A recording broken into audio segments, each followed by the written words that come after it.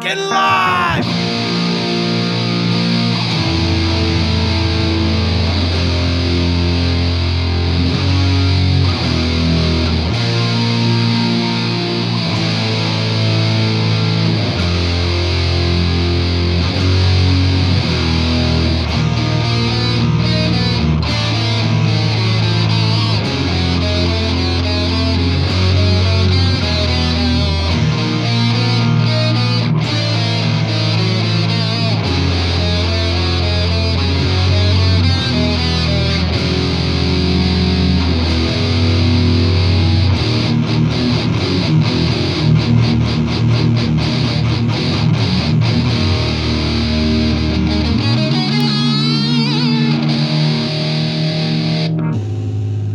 Ladies and gentlemen, episode 41 of Guitar Practice. Episode 41. Hooray. Yeah. You're wrong. It's 42.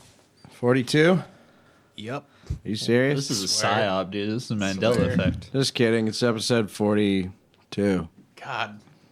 Who the fuck do you think we are? Some sort of I don't know, man. 41 episode have an ass channel? We got 42 coming out, right? 42, dude. It's not 43, it's 42. My bad, We are some dude. sort of fucking losers with 41 episodes. Announcements, local shows. Want to be on, hit us up. Does anybody have any more announcements? Yay or nay? Looks like nay. This month, it's a big month. Lots of cool things happening. January 5th at the Entombed Cyber Hall in Norman, Oklahoma. Blanket of M, Stallone Cobras, and Rogue Wire. January 12th at the Diamond. Zach Sabbath. Hey. Should probably go. If you like guitars, you should go. January 14th at 89th Street, OKC. Torture Garden, Primal Brain, and Time Theft. January 16th at 89th Street. Murder by Love, Vampires Everywhere, Julian K, Priest, Swarm, and DJ Deadstar. The next three shows are January 18th. The one at the venue is going to have Enter Oblivion, Commandment, False Idol, Tenevarum, and Kerr. The one at the Diamond Ballroom in Oklahoma City, Smells Like Nirvana, and Dead Original. It's a Nirvana cover band, I assume. And at the Encom Cyber Hall in Norman, Deity, Six Gear, and Oklahoma Blood. Oh, shit. Yeah, we should go hit that those place boys. up. Yeah. January 25th at the Grand Royale, Wolf Skull, Shadowhounds, Deity, and Cheetah Chase and the Saint. And January 29th at 89th Street, Hockey Smile, Eyeless, Arsonist, Cunt Puncher, and Suffer the Deity. If we missed anybody, send us a message. Shout out to Cunt Puncher. That's a good Shout out to Cunt Puncher. That's funny. I can dig it. I can get behind that. And yeah, that's so far. That's January, at least here in Oklahoma City. I'm sure there's stuff in Wichita that I gotta fucking figure out, But that's what I got for now. Welcome to episode 42. Whatever the fuck you want it to be. Yep. one. We are dyslexic. We should just cut that and just make it episode 43. And that's it. Let's just record 2 today, We'll just record 2. and we'll put this out for 43. That sounds like a lot of work, dude. Oh, well. That's what's happening, boys. If it doesn't happen, just know that we're lazy pieces of shit. If you hear this and it says episode 42, we are lazy sacks of shit. It's gonna say 42, mind you. I promise. I have no say in 42 or 43. Yeah. So It's episode 36, guys. I think we're all better now. At Where least am I? We're not sick anymore, so that's cool. Yeah, we're less sick. We're a lot less sick than last episode. Yeah. We all cool now. We're not down with it, Not down with it. as the Not kids down might with it. say. We are only down with the syndrome now. Well, how was everybody's Christmas? God. Christmas is badass, man. Tell us about the Christmases. Shout out to Christmas, dude. Shout out to Christ, bro. Shout out to Christ. Thanks for being birthed and all. For real. Thanks for coming around. It was pretty sick, dude. I got some fat ass bass strings. Oh, yeah? I already talked about all my cool pedals and shit that I got. Watch out for the hammer. Oh, I'm being threatened with a hammer. So No. I There's no need to video, get no closer. proof. Anyways, but yeah, I got some fat ass bass strings. Got all my pedals and shit, dude. Hell yeah. got a little shmoney, so I can put that towards the bass. So Yo. it's looking up, dude. Still having fruitful Christmases. Sick. Things are getting better. Absolutely. I Shout got out to a, Santa. I got a new pedal. That's pretty cool. Yeah, you It did. is pretty cool. Yeah. It's a sick pedal. I got the Fuzzbender by Keeley. Thing sounds fucking does a whole lot of bending of fuzz. It That's does for a sure. lot, dude. I Sure don't know how this is bends- going to sound, but it Sure sounds bends like my this. fuzz.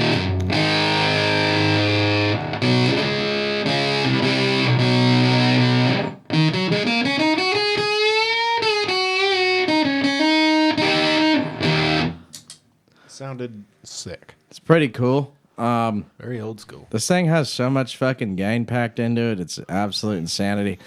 And you actually got a 20 dB plus or minus on bass and treble. And then you also have an attack knob. And if you turn the gain and the attack knob all the way up and the treble all the way up, it sounds like this.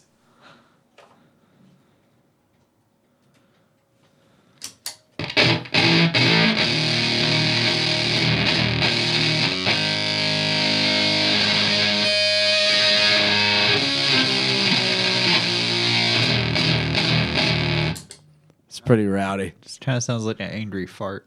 Yeah, it's Joys really... of pedals, dude. I love that. It sounds pretty cool. I need to fuck with it more to actually like really like get it dialed in because I mean obviously if you turn all the knobs to the right, things are gonna get kind of weird, you know? On anything and everything. Yeah. Yeah. But, matter what it is. The range there.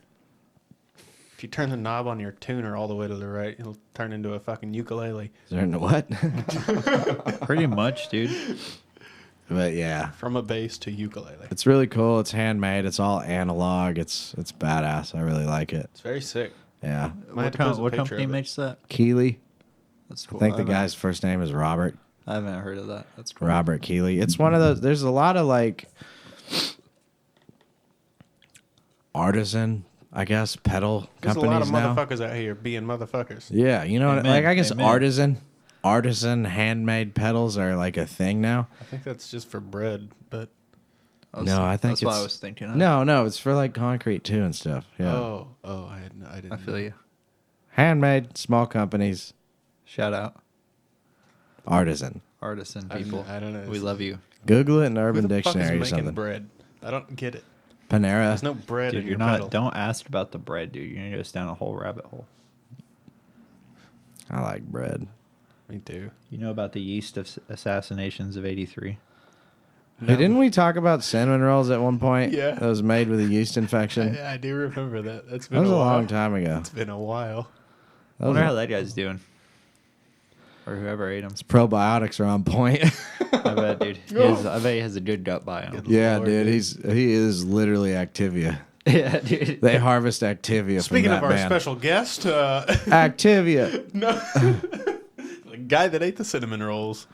So, what did you think when your wife, post consumption, told you the Consumption. secret of the rolls? I liked it a lot. Did you though? That was stiff, brother. Stiff as a damn. Was it board. more like a sourdough base, or breaks was it up. like a traditional bread dough for the We cinnamon actually rolls? call it sour puss base. Oh, I mean, what do you expect? It was pussy bread. It tastes like pussy bread. I mean, did she ever try to fix the infection, or did you just keep? Did you just open a bakery? How the fuck else are you gonna make bread, dude? Man has a I bet point. that lady made a lot of money selling that online. Anyway, Merry Christmas, everybody. Happy New Year. Yeah, I got a pedal. Christmas was tight. sick. Yep. Well, I got some stuff. Yeah, you got some I'm stuff. excited about what I got. I got a 96 from Japan. Jumping. Randy Rhodes Jackson. It's it is beautiful. fucking nice. It's blue. It is beautiful. Blue. Yeah, it's He's super tripping. nice. I like it, man. It's really cool. My first Floyd Rose guitar, and let me tell you about those struggles. You're now a man, son. Yeah, I conquered them though. I tell you that. Conquered Yeah. them hard immediately. I came all over him. All right. What? Randy would be proud. He would. Yeah.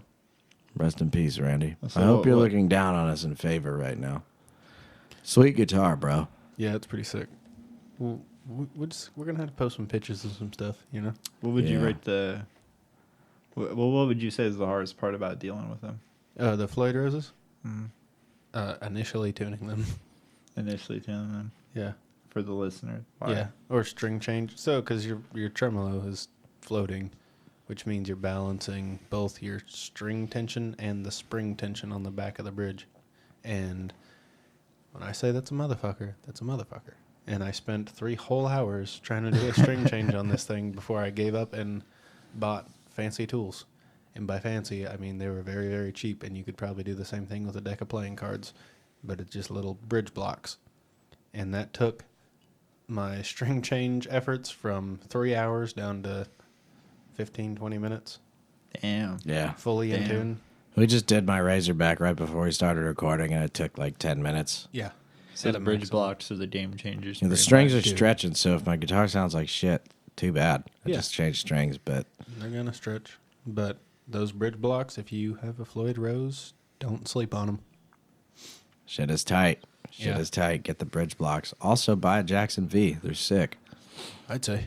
It's pretty nice, man. Yeah, it plays real good, dude. Those Jackson necks are Has the fucking sweet. lightest touch I think I've ever had on a guitar.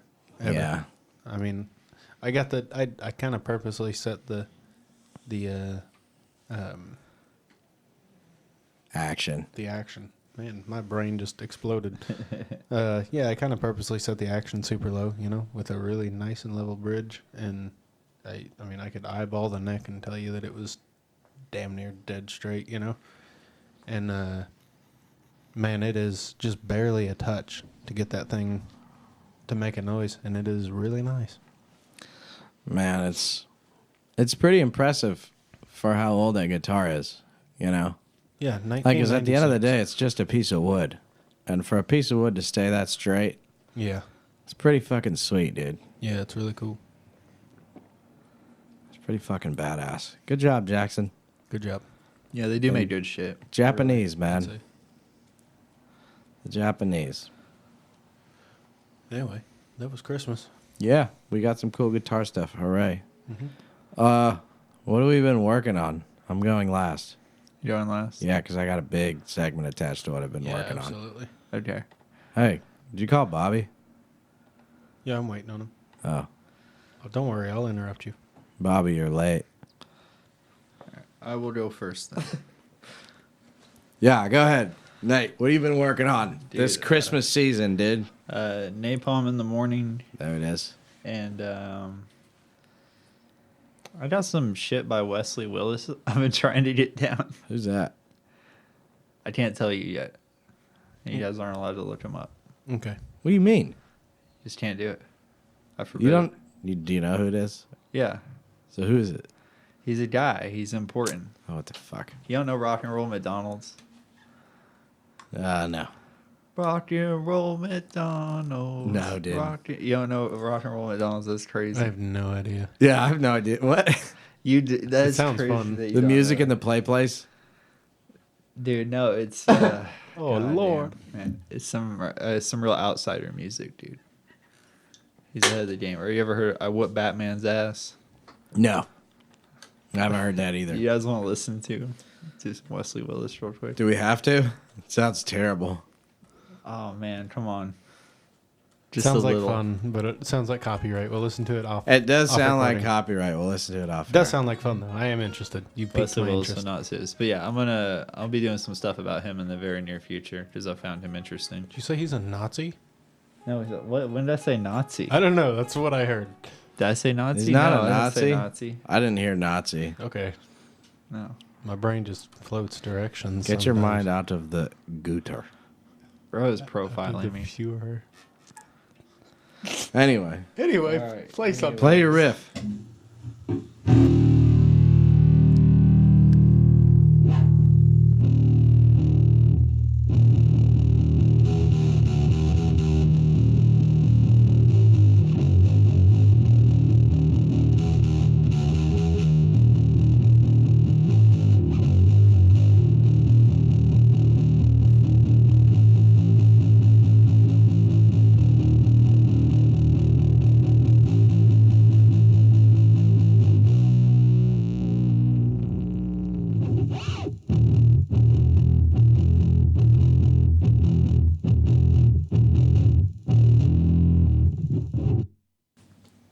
That's all I got. Hell yeah. That was really in time. That was nice. Well, there's a few I could play for the dude I was talking about, but they're all like, it's all written off of a keyboard, so the bass lines are like stupid simple. But Oh, you didn't have a bass guitar? no, he did all of his stuff from his keyboard. All right. We'll talk about it when you bring him up and give us all the juicy deets. What about you, Brian? I've been Bring down the weapon. All right. Play us a song. Hey, I watched that movie Once Upon a Time in Hollywood. Don't Fuck. spoil it. Fuck, it was good. Either of you seen it? No, I've No, not seen that's it. the only Tarantino movie I haven't seen. It's pretty good. I did watch Gangs of New York. Fuck. That one's Gangs of good. New York is the best movie. It's a really good movie. What are you playing for us today? Have you heard of a little song called Mary Had a Little Lamb? No. Dude, never. Who's that by? It sounds heavy. Leonardo DiCaprio.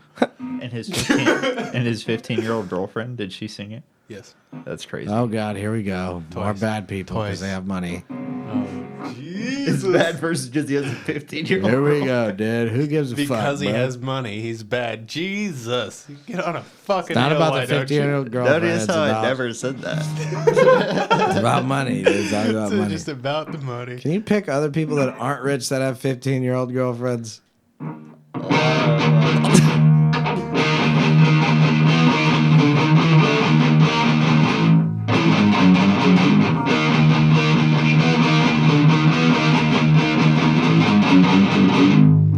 Oh, God.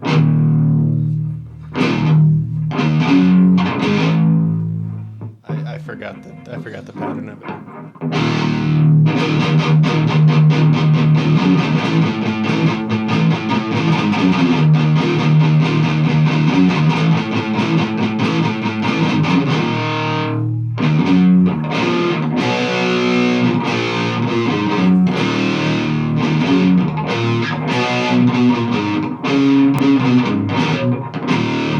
Anyway, That was pretty good, it dude. was pretty good. I I haven't cannot practiced get it that much. part down, dude. But no, that's a weird one. I'm having a lot of trouble moving between these power chords, man. It's really hard. Yeah. The riff I'm about to play, I have the same problem with.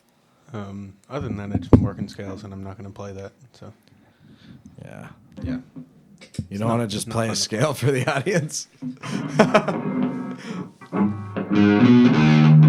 anyway. Hell yeah. Welcome to guitar yeah. practice, baby. Oh hell yeah. Yeah, I don't know. I've been just kind of plucking around on a lot of stuff. Honestly, I've been doing more tinkering with my guitars than anything. Just this last week, you know. Yeah. Well, when you get a guitar, you got to do it. I've You been got to doing do a it lot up of- and everything, you A lot know. of tinkering. Yeah. I mean, Yeah. within the first 30 minutes of opening this guitar, I was installing strap locks on it. Well, you got to have strap lock. I mean, bro. that was literally like a first thing immediate out the box. I was You got to have strap putting locks. strap locks on it and ordering a new input jack. I feel so secure now that I got my strap locks, dude. Hell yeah. What's the most pain in the ass guitar you have that you work on right now? Are any of them pains in the asses? Just like wiring being a mess or something. I think the most pain in the ass thing that I'm working on right now is heavy. Hey, everybody, shut the fuck up! Bobby's calling. Holy shit. We'll come back to that. I'm gonna shit myself. Everybody, calm down. It's Bobby from Entropic. Yeah. Hi, Bobby. What's up? Bobby, you're fucking live. You're fucking live. What's up, dog? What's up, boys? Hanging out, brother. Post-Christmas How was- episode. Post Christmas, y'all feeling better? Yeah. Finally. We chilling. Y'all get your fucking cold? Huh? Did we get a cold? Did you get your cold? Oh, yeah, we got our cold. Yeah. Okay, good. Yeah. Did you? Yeah, cookouts next week. Hell yeah. Hell yeah. Fucking, No, we're finally feeling better. Just working on some guitars. And fuck yeah. yeah, brother. Doing our thing. How about you? You have a good Christmas? Fantastic. Couldn't have been better. Awesome. Well, you know what Now time I'm in it that is. weird war between Christmas and fucking New Year's. Yeah. But This is a weird week for humanity. Enter the taint. Enter the taint. Is that the name of the band? Anyway, It is now. are we making a new band? Is that what's Enter the happening? taint. Enter the taint. Hi, we're go. fucking enter the fucking taint. Fuck my you. God, dude. Meow, guy. All right, brother. Well, you know what time it is? We got some Oh, yeah. Bobby's picks this week, huh? Tips, damn it. Tips. Yes. Got a couple decent ones, I think. Bobby's tip. The first one is a band called Abhomine. I think that's how it's pronounced. Huh? That's not English, is it? Well, they're from Florida, so I hope so. It's not English. Atrophine? Is that what he said? Floridians, they don't speak English. Ooh, shots fired. Anyway, Anyway, the album is called Larvae Opal Swine. larvae opal spline? Swine. Swine. Yes. Oh, yes. Oh, Lord. Dude, it's just fucking heavy, dude. It's like black death grind, I guess. I don't fucking know. I'm not a doctor. Okay. But, Hell yeah. but it's fucking heavy, dude. I was at the record store here in town, and I just saw the album cart, and I was like, fuck, I'm buying that. Man, that's how it's supposed And- to be. That's And I how was record happy store? I did. you were at a record store. Like a Happened to real see record random store? thing. Yeah, the Gate Records here in Wichita. Fucking That's awesome. crazy. Hell yeah, dude. That's how you're supposed to find bands. That's awesome. Here's a If serious you're in the pull. Wichita area, check out the Gate. If you don't know about it, it's fucking sweet. Sick. And then fuck the other band, the other fucking album I was listening to is this weird band that popped up on one of my fucking rabbit hole YouTube videos. Okay. A band called Silencer Silencer. with the album's called Death Pierce Me. Say Death Pierce Me? Yes, it's like one of the most wild things I've heard in a long time. It's of its own, that's for damn sure. Okay. Are they a pretty small band? They only got one album. Okay. Silencer. There's a lot of legend about this band, so do your homework when you're listening to it. I'm not going to get into it now. We ain't got enough time. Okay. Yeah, we'll do But- some research on it. I went down a rabbit hole with this fucking shit. It was pretty entertaining, so... Hell yeah, dude. Man, as That's always, good picks. That's a good topic to bring up too. So we'll maybe do a little bit of a dive on Silencer. Oh, please do. Oh yeah. Okay. All right, man. We'll check them out. Oh, yeah, boys. You all have a nice evening. Yeah, Bobby. Peace, brother. We'll be seeing Peace, you. Thank dog. you for the picks, man. Thank you for your tip. Thanks for your tips, picks, whatever the fuck anybody Okay. wants to call them. Thank you. Enjoy your new year. Representing Kansas trees. Later. Later, Bobby. Representing Kansas's fake trees. I'm not going to lie to you. It's like a Bigfoot community. Silencer and who? I'll wait for the text. You're going to have to Bear. text us that shit because I don't. I didn't. That sounded Latin, dude. That Yeah. sounded like a dead language. It didn't sound English. It It sounded, sounded like it was spelled in hieroglyphs, dude. symbols. Sounded like when you microwave a rat. Dude. I'm interested to listen to it though. I mean, if he says it's fucking all there, Dude, it's all how there. fucking sick is it that he went into a real store Dude, and found it? let me tell you about that. That's awesome. Oh, I've dug my heels in for sure, by the way. I collect CDs now. You a Okay. CD man? I like CDs. I got a CD from Caracalla. Shout out Caracalla. They played a really great show in Wichita. Yeah, they did. But, yeah, CDs are cool. I like CDs. Yeah, Is man. that your whole collection? I got an AC/DC CD that someone else gave to me, too. Wow, that's amazing. I mean, people be Hey, jealous. That's a good. didn't I'm you kidding. just get your second guitar? Anyway, Huh, weird. hey, Wait, didn't you just I- get I your have two second CDs. CD? You have two guitars. It's sweet. My We're count- both collectors now. My counting is off, I guess. I don't know. That's crazy. You're counting Yeah. of Nothing. what do you collect, Nate? Nate's more of a Nothing. collector than you. I know. Of guitars, yeah. I think actually do I have the biggest collection? Yeah, you do. Boom. Strangely. 1, 2, 3, 4. I have 4 guitars. Well, I have 3. Jackson, my Ibanez. No, basses don't count. No, You're a my guitar acoustic. collector, not a bass. Oh, yeah, okay. Bitch. Okay, I have 4 too. So, no, wait, I have 5 because of the acoustic. You have 5 regular guitars? I have like 3, 2 electric, 1 acoustic, and 2 basses.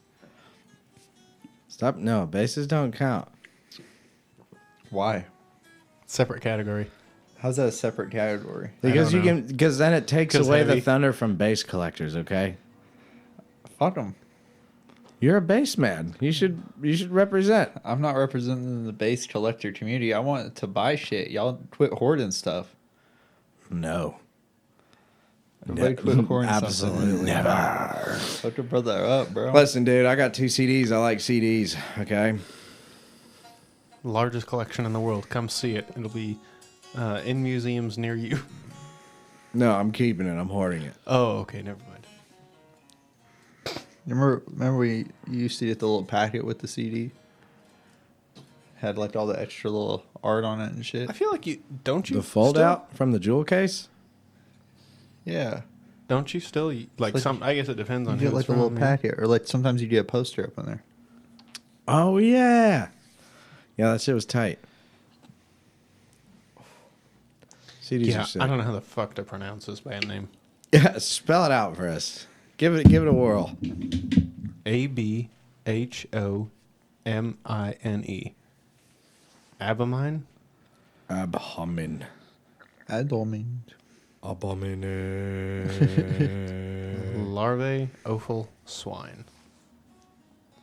Interesting. So it was literally Latin. I was making a joke, but that... I think it is. Well. Interesting. I know my Latin when I hear it. You guys been listening to anything Thanks cool? to Satan. Yeah. This is the part where I talk a lot about one singular band. We had this idea for a while, and so I did some research on, I wouldn't say one of my top 10s, but definitely a prominent group when it comes to metal.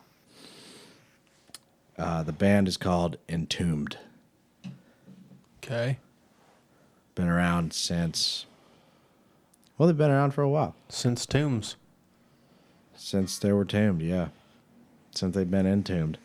The band started as Nihilist in 1987. By the way, how many Nihilists are in death metal? What do you mean? Like the band name? Like, Nihilist, I feel like I've heard that more than one Niles time. something. Yeah, dude. Like, Nihil and then something else. You know what I mean? yeah. There's a lot of nihil. Doesn't There's a lot of nihils around. you talking You know what about I mean? that specific name or names? Yeah, that like are that similar? specific name. Like, I've heard... Like not like a nihilist. Yeah. Like Not like that. the actual name of the band. Is Nihilist something? Yeah, I feel like I've heard the band name Nihilist multiple times before with multiple different groups. Yeah, in some form, in some combination. There's actually a band I saw at VFW that was named Nihil, Nihil, That's interesting. and that's here. So that means it's probably in other places too. Anyway, the band started as Nihilist in 1987, but split up in 89. A man named Johnny Headland left to form a band called Unleashed, while the remaining members formed Entombed. This band has a lot of like in and outs, a lot of people coming and going, a lot, and it is very apparent in the discography because I listened to a lot of it, not all of it, but I listened to a major chunk. That's weird. A lot of death metal bands have that, where it's just like for some reason it's just like one guy and then like an endless rotation of other members. Yeah, It's weird. yeah, not quite that bad, but kind of. At least was there like is there a change like every album? you could There's say? a couple like there's like 2 of them that hung out for a while, Yeah. and yeah, I don't know how to say this nicely, but you could tell who they hired, which was a good pick, and who they hired, which was a bad pick. Yeah. You know, which I'm not saying isn't like a hard job in and of itself, but it's very apparent in the albums for sure. Drummer Nicky Anderson. These guys are from Sweden, by the way. Sweden. Drummer Nicky Anderson, guitarist Alex Hellid, and bassist Leif Kusner recruited LG Petrov, who drummed for a band Morbid, a band featuring Mayhem's Dead. Yeah. Yeah. To do vocals for their debut album, Left Hand Path, in 1990. And then Petrov was fired before the second album, Clandestine, dropped. And Nick Anderson did the vocals for that album. But Petrov was later rehired for what my personal favorite album is, Wolverine Blues. Hot take. That's a hot take. Is that a hot take in the Entombed? It's a bit of a hot take, yeah, because it's really different from their first two albums, Left Hand Path and Clandestine. Gotcha.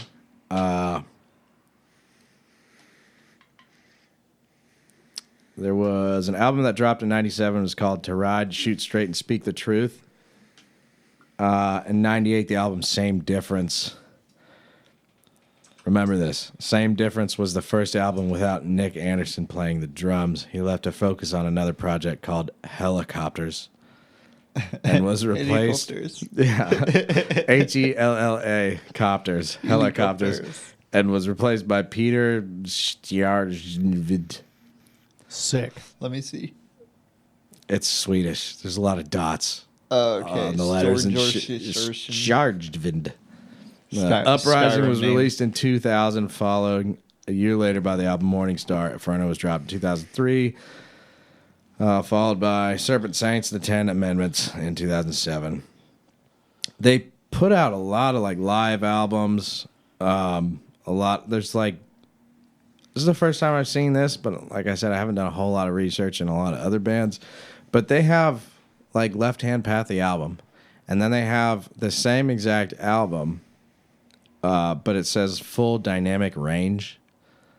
So I'm not sure if that's like a production thing or what exactly that entails, but they took their albums and they did that with them. They like remastered them essentially. Yeah, maybe it's a remastering or whatever. What they would call like a remaster at that time. Yeah, full dynamic range. Maybe they just used better equipment. I don't know. Yeah, I get that because they do collections of stuff and then they add in like differently mixed versions of shit with some other bands. Yeah. A whole bunch of EPs. During the 2010s and 20s, there was a whole bunch of member switching. And in 2021, Petrov died from bile duct cancer. God. Sounds brutal. Current members include Alex Hellid. That guy's pretty much been around the whole time. Uffe Cederland. He's old school. He was around, I think, for the second album, just as like a session guitarist. It's really hard to keep track of this shit because there's been so many changes. Like There's a lot of movement going on in this one. And I don't know if that's like a Swedish thing or a death metal thing or what. But there seems to be a whole lot of changes. That's how death is too, man. Like it's just, it's like you try to look up a bass tone for an album. Like, oh, who's this guy? How did he get his rig to sound like that? And you don't have to go down a whole fucking rabbit hole. It's like 9 dudes. Yeah, and you're like, God damn. Yeah, and you find out they don't even play on all the tracks in some of the albums. You're like, dude, this is weird, especially compared to like thrash, where like the bands seem to like. Black Label Society's that way too, yeah. Where literally it seems like every song there's. I mean, kind of, because Black Label Society might as well be named Zach Wilde. Yeah, and Zach Wilde just hires people when he needs people. Yeah, you know. But if you listen to a song and you want to understand the tone of one person. I was gonna look into the pedals and stuff, and I ran into the same issue we're talking about now. Yeah. It's like there's so many people. Yeah, not to mention like what I'm about to go over the albums. Yeah. Oh, anyway, currently the band is Alex Hellid. He's been around for a while. Uffe Cederland, which, like I said, he's been around involved in this band for a while. Nick Anderson, The goat. Yep, been around. The OG. And then Jorgen Sandstrom. That's a name. That's a Skyrim name right Yeah, there. dude, he bro. sounds like a he's about to Nord, call brother. a dragon down. He's the Dragonborn. So, what I'm about to go into is pretty much my opinion of the albums. And if I liked them, if I didn't, what I think they sound like, just to give you a picture of, you know, what you're getting into before you push play. And I didn't listen to every single one. They do have a lot of material out, so I just kind of cherry picked what looked interesting. Yeah. Left Hand Path, first one right out the gate. a good Badass. job. It's Yeah. fucking badass. It's just awesome. Old school Swedish death metal with some of that like Norwegian black metal esque riffs. Yeah. Like a lot of tremolo picking here and there, you know.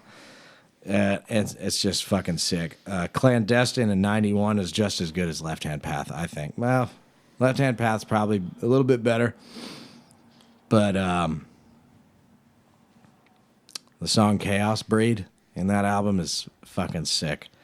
But it kind of aligned with the same style of Left Hand Path. There wasn't like very big changes. I know there was like a vocalist that switched out and everything, but in general, Same general Same vibe. feel. same vibe. Yeah, same kind of sound, same guitar tone. Then things kind of changed a lot with their album Wolverine Blues in 1993. It's my favorite album they made. But it is very different than the first two they dropped. It's like groove metal. Like a lot of the riffs are real groove metal. Not as thrashy, not as black. Yeah. Great fucking vocals, great riffs. If you're gonna listen to just two songs out of that album, I would say Demon and Full of Hell. Fucking rock. Love them. I mean, in my opinion, it's the best album they made. The whole album is exciting. The Does whole it feel album like is they exciting. were more like kind of doing their own thing rather than sticking to kind of their like? It's a stark difference from the first two albums. Like it is Really? it is a stark difference. And this The Wolverine Blues one? yeah, Well, that was kind of the time for groove metal too. That's sort of when 93. all those alternative bands or alternative metal bands were kind of taking off, like Pantera, shit like that. You know? Yeah. And they were all pretty groove based, I think. you Yeah, know? really like big swinging riffs instead of you know. Yeah. But I mean, even Sepultura was kind of like that, where they even got to a point where they were just fucking. They were more like Pantera than they were how they used to be more like Slayer. If that makes sense. Yeah, exactly. And I think maybe it's a time period, or maybe that's just how music evolved in general. But it's a fucking sick album. I really like it. I think it's the best album they made. But it's hard to compare it to Left Hand Path because it's so different. I had to listen to both of them just back to back. Yeah. It's the difference Feel is it out. why it sounds like a different band. Wow. That's how different it is. Yeah. Interesting. Same difference. I listened to that. It was dropped in 1998. A very stark difference. In my opinion, not in a good way. It was not. I didn't like it. It was very rock bluesy, with like clean vocals. Okay. I'm like, dude, Left Hand Path, you're doing black metal, death metal, and then you kind of do this. And then there's a song on that album called Wolf Tickets, and it kind of sounds like a Marilyn Manson song. You think they were trying to be more commercially appealing? I don't think they were trying to really do anything. I just think, well, the thing is like you say, it's the same group of guys, but it's not. Yeah. You know, in reality, it's like two of the dudes from the prior band, and they aren't. As doing soon as you pull vocals. one person out and put another person in, the game changes. you Were know? they changing vocalists per album, kind of? I'm pretty sure Petrov was kind of like the guy that was there for the longest, but I pulled up a chart of like who stayed in the band and who didn't, and it is It's fucking nuts, dude. Yeah, dude. Yeah, it's nuts. But yeah, I just not quite a fan of Same Difference.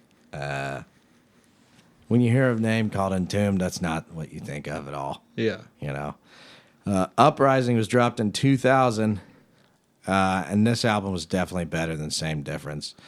The riffs were harder. They kind of got back to that like groovy style, almost like there's some songs in there that are almost like a Blood for Blood, like hardcore punk style. Yeah. Which was just kind of out of the blue, realistically. Insanity Contagious is a great track. Another thing they added was like the spooky organs, Yeah. like the organ music. They added that in production. Super then black metal-y. That's what I'm saying. Like organs are super black metal, and then they play like a rock blues hardcore punk style. Are they trying to be like gothic? I have no idea, dude. You gotta listen to it. They're Dude. just kind of all over the place. Yeah, well, I've never dug deep into this band. I'm just like, you get the hitters. It's like Hear them every once in a while. Left Hand Path, badass song. Demon, badass. This is like it Full of Hell, sounds badass. almost the same as going through like Metallica's discography. We're like, these were sick, and then you're like, I don't know what the fuck they were doing. Yeah, yeah, You know? yeah, exactly. And then in that album, they have this song called "In the Flesh," and it's literally the only way I could describe it is black metal, Black Flag with death metal riffs. Which album? It's called Uprising, and the song's called "In the Flesh." It's a pretty good song, but it's definitely a mashup of a bunch of stuff that, Yeah. you know what I mean? Yeah. Inferno was dropped in 2003. The song Retaliation sounds a bit like Gojira. They have kind of like Gojira-esque riffs. Really? Yeah, You mean Godzilla? yeah. Gold Zero. Really good vocals in this album, but the riffs the whole album just kind of felt kind of flat, realistically. Yeah. I don't really know. That was. I don't really know. But the riff sounded good, but I feel like it might have been like a production or like a mixing mastering issue because there wasn't like a whole lot of sounds that really stuck out, and it seemed a little bit muddled. You know what I mean? Yeah. Like she ain't got no teeth. You know what I mean? Yeah, It's yeah. just kind of dull in the points that are supposed to be really exciting. But all in all, Entombed is badass. Maybe not every album, maybe not every song. But if you're going to listen to albums, these are my tips. Heavy's tips. Also, a public playlist on Spotify. And whatever band I go over, I'm just going to add the albums that I like from them. Albums are Left Hand Path, Clandestine, Wolverine Blues, and Uprising are what I found to be solid shit. Keep in mind that the albums are extremely different from each other, though. Yeah, yeah. So if you don't like one thing, try it. Go to the next album; it'll be totally different. Yeah. It's cool. There's a Yeah. shitload of variety, I feel like. Yeah, and I don't hate for that though. Like I'm all for bands like experimenting and this and that, you know. Yeah. But I think I don't know. I feel like you do have to kind of. I feel like you do have to kind of play to your audience at the same time, though. You know what I mean? Like if people come to a Black Flag concert and you start playing country, hey man, Yeah. I'm here to see Black Flag, and Black Flag means something to the band, but it also means something to the fans. You know, I'm here to watch some serious punk rock. Yeah. You know, or you go to, Sanguisugabog, it better be aggressive as fuck the whole way through. You know what I mean? So I'm not saying that bands can't experiment.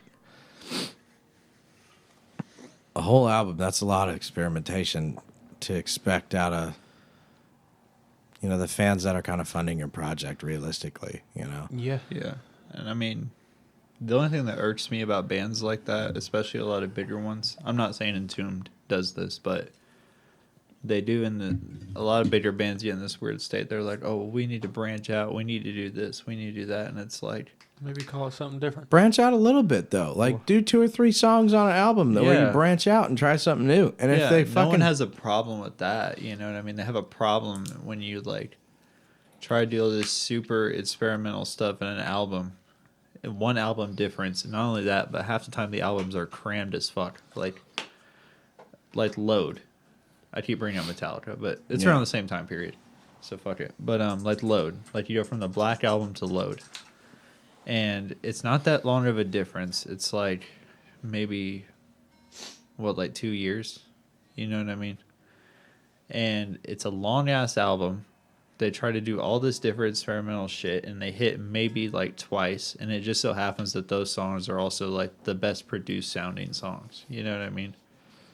So I don't know what the deal is with some of those, with bands after a while just like not wanting to expand on their sound anymore and just being like, fuck it, I'd rather do this, but I don't get it, you know? I think expansion and experimentation is fucking awesome because that's the only way that paves the road to new and exciting music. But at the same time, I mean, this whole research project has really, really made me aware of how important, like, mixing it, like, mastering and production is. Because I feel like Inferno could have been a great album if it just had some teeth on it. Yeah. Or maybe a little bit more gain here and there, you know, maybe parts in songs that are quieter and then louder, like more of an emotional experience for the audience, you know what I mean? But also, I do kind of stand by, you know, if the first two albums is what got you funding to make the third, play some fucking death metal, bro. You know what I mean? Yep. Play some death metal. If you're if you're gonna change up the whole vibe of the band for an entire album, It's a lot to ask. yeah, maybe just call it another band. Yeah, you could do that. Honestly, dude. You kind of already have enough people to make other bands. Honestly, you know? that's what I'm saying at that rate, because it's like, If you want to branch out that bad, then branch out like that. If you want to branch out a little bit, you know, put some feelers out here and there. make an EP maybe, dude. Like you An can EP. make 3 a songs, perfect. yeah. You can make a 4-song EP and do it's- whatever you want. No one's gonna say shit because like, oh, it's just an EP. Well, also, if it's taken over really well, you don't know what was happening in 90, 91, 93, 2000. You don't know what was happening at that exact time when they released the album, you know? Yeah. If they were playing live sets with these new type of songs and people were going fucking bananas over That's them, true. that could have been a thing, right? And they're like, oh shit, this is our new sound. This is what the people want.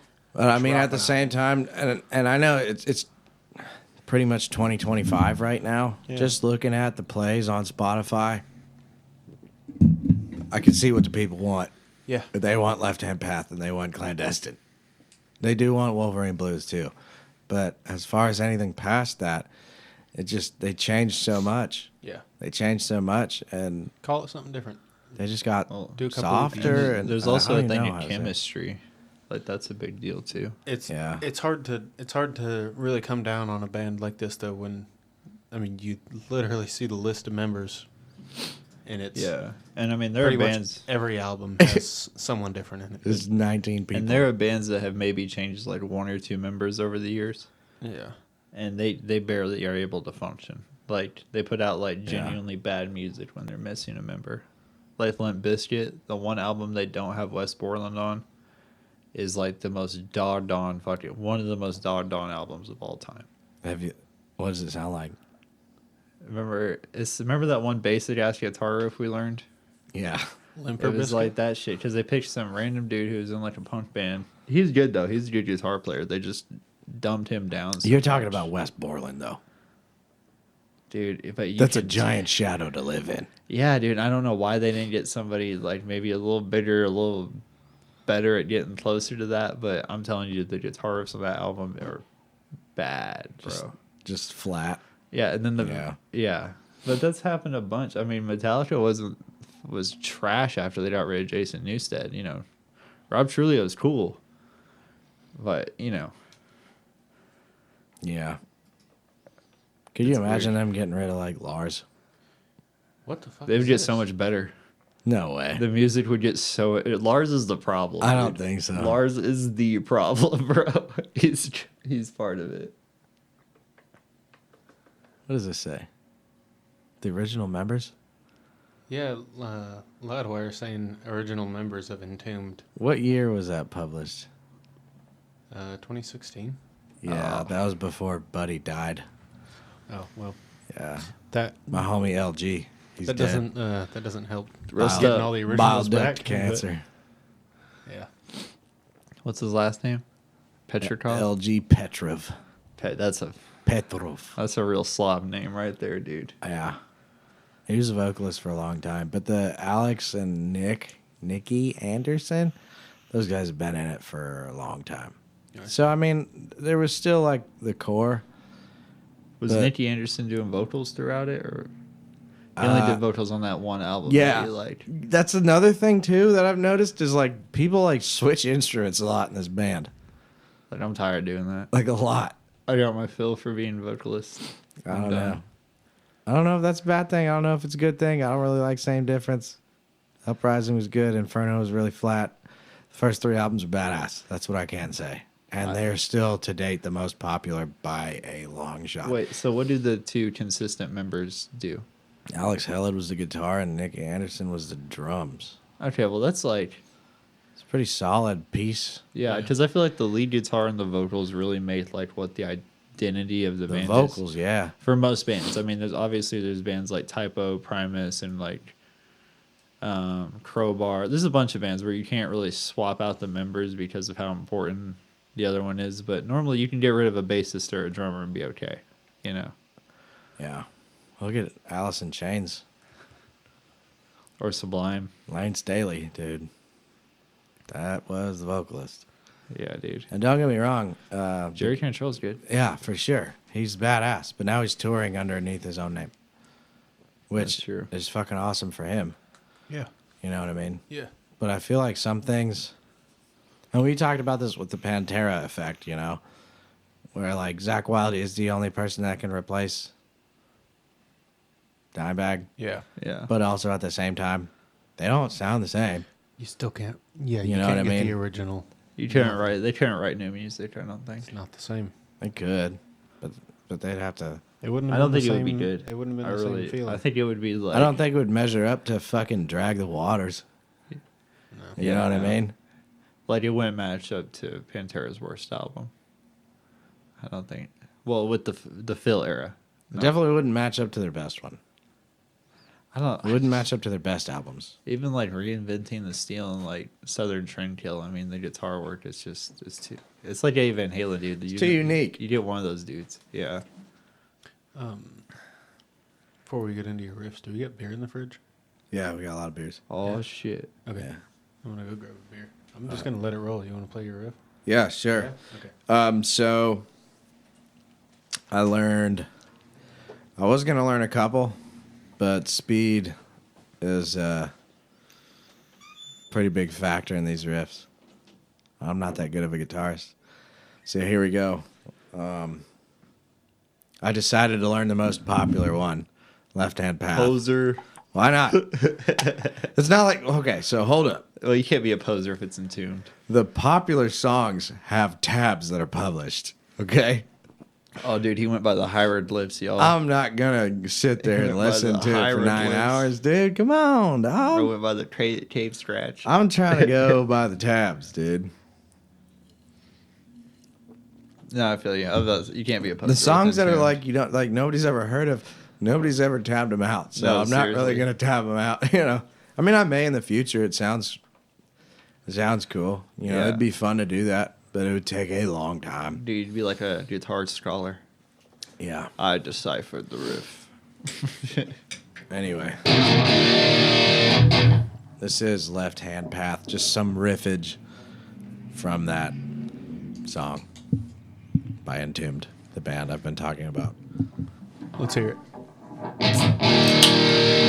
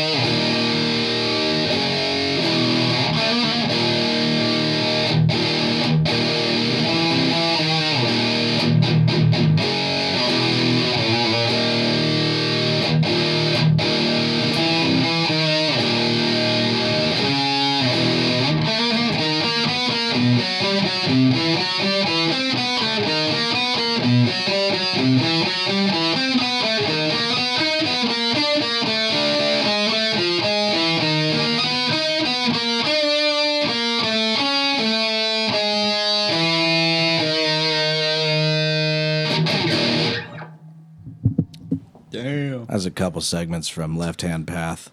Hell yeah, dude. No Those- tabs, huh? No, there's tabs to that. Oh, okay. Yeah, I was picked like, that song because Jesus. there was. Yeah. A lot of jumpy power chords. Also, I think they played it in B standard and I'm an E flat, so there's that. Yeah. And I think they played it a little faster than that. But the power chord jumps, that part, that I fucked up like 3 times. Yeah. That's a fast, long jump. A lot of fretboard to cover, so I could never like perfectly nail that, but I liked it. It was fun to learn.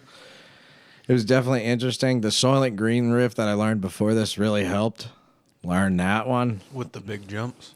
Yeah, just the jumps and the hammer-ons. The fucking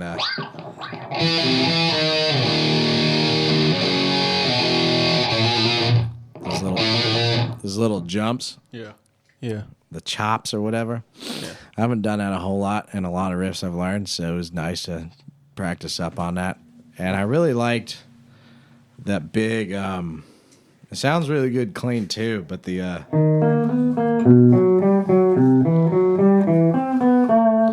really liked that part of the song. I don't know why. I just thought it was really, Sounds really good. really ambient style. I really liked it. Yeah. Yeah. And there was this run that I was working on that I wanted to try to pull off, but I could never get it fast enough to really actually sound anything like it. And it's a fucking... It's hard to play a riff when you can't do it. Yeah, I'll play it justice. slowly, but... Let me try. I'll try to play it slowly.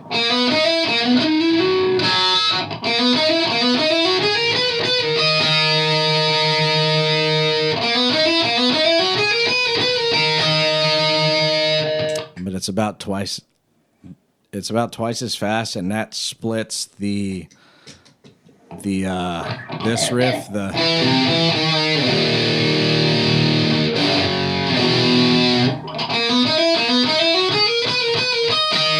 so it splits that before it goes into the. So, yeah. Wow. It was fun though, dude. It was a really lot, cool, like digging into. How long you been working on that? Couple weeks? 2 weeks. Yeah. Yeah, so it's nowhere near perfect. I can't play the whole song, but yeah, it's very interesting to see like similarities, like a major amount of similarities, like just the riff work, it's very similar to like Troops of Doom. Like that same kind of hitting the open E a lot, chugging that.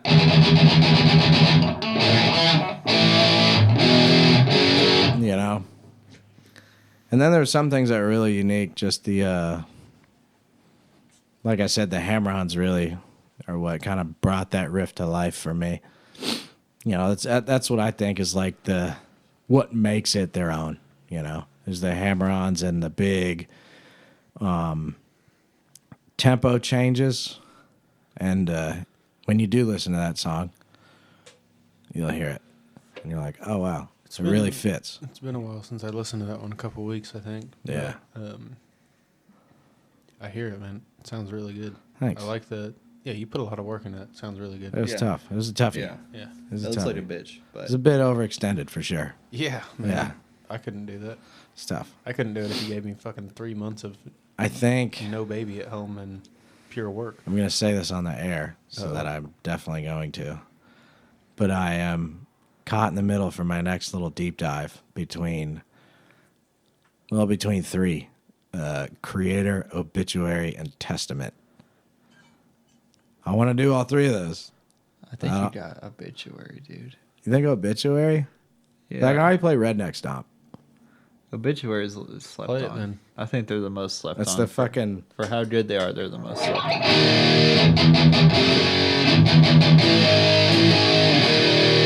That riff that I play a lot? Yeah. Obituary is really cool. Testament's really fucking cool too, though. All those are You really do cool. those next. I do. Obituary is the most slept on. I'm Creator's just like telling you. active right now, though. Yeah, Creator. They got kind of a. I think they got a bigger following than the Oh other yeah, two. especially since they just dropped a song with Lamb of God. Yeah. Maybe not. It wasn't like super recent. State of Unrest. They did. It was like 2020s. They did State of Unrest with Lamb of God and Creator. It was pretty recent, dude. Yeah, pull that up real quick. Jamie. Pull that up, dude. 22. 2022. But I mean, that's more recent than. No offense, Entombed. By all means, I love you. Wait a minute. 93 was your best album. You know, I hate to say it. But I actually watched a full concert. They had a really, really cool set. A full live concert of Entombed. I'm not sure what year it was or who was who or who was in the band still. Yeah. But they had everything was all like smoky and green. And they had like chairs like floating in weird positions above the stage and above the audience. Interesting. It looked really fucking cool with all the lights and everything. I was like, that's a fucking show. But the weirdest part about that show is like they start playing riffs like that, and you're expecting like a mosh pit, like a violent mosh pit. Yeah. They did it in some sort of theater, and everybody was sitting in movie chairs. And so you got these metalheads that are just like rocking like back and forth in their movie chair with like drink cups and shit. You know what I mean? I was like, I don't know who planned this show. Like stage wise, it was badass, but rip all these fucking chairs out of the way, dude. Yeah. We're trying to see some movement. Yeah, But it was dude. old. It was old. I don't know if they like, I don't know if they were really like moshing that hard back then. I don't know. But it was really interesting to get to know that band more. And I think I'm going to try to make it a point to do more of these because I thought it was really cool. I thought that was really cool, And man. That was a good educational. segment. I liked this segment. Ladies and gentlemen, Entombed, or any of the members, Shout out to all 20 of y'all. shout out to you guys. You guys did make some good music. You guys played some good shows. Shout out. I like it because you get kind of like a little personal tie-in with the band. You know what I mean? You can understand shit a little deeper, especially for some of like the weirder bands out there where at first it's like Yeah. it takes you a minute to warm up to them. I think there's a lot of bands like that where if you look into them, then you're kind of like, oh, okay, this is cool. You know what I mean? Another thing too is if you talking to somebody about metal and they're like, oh, do you like Entombed?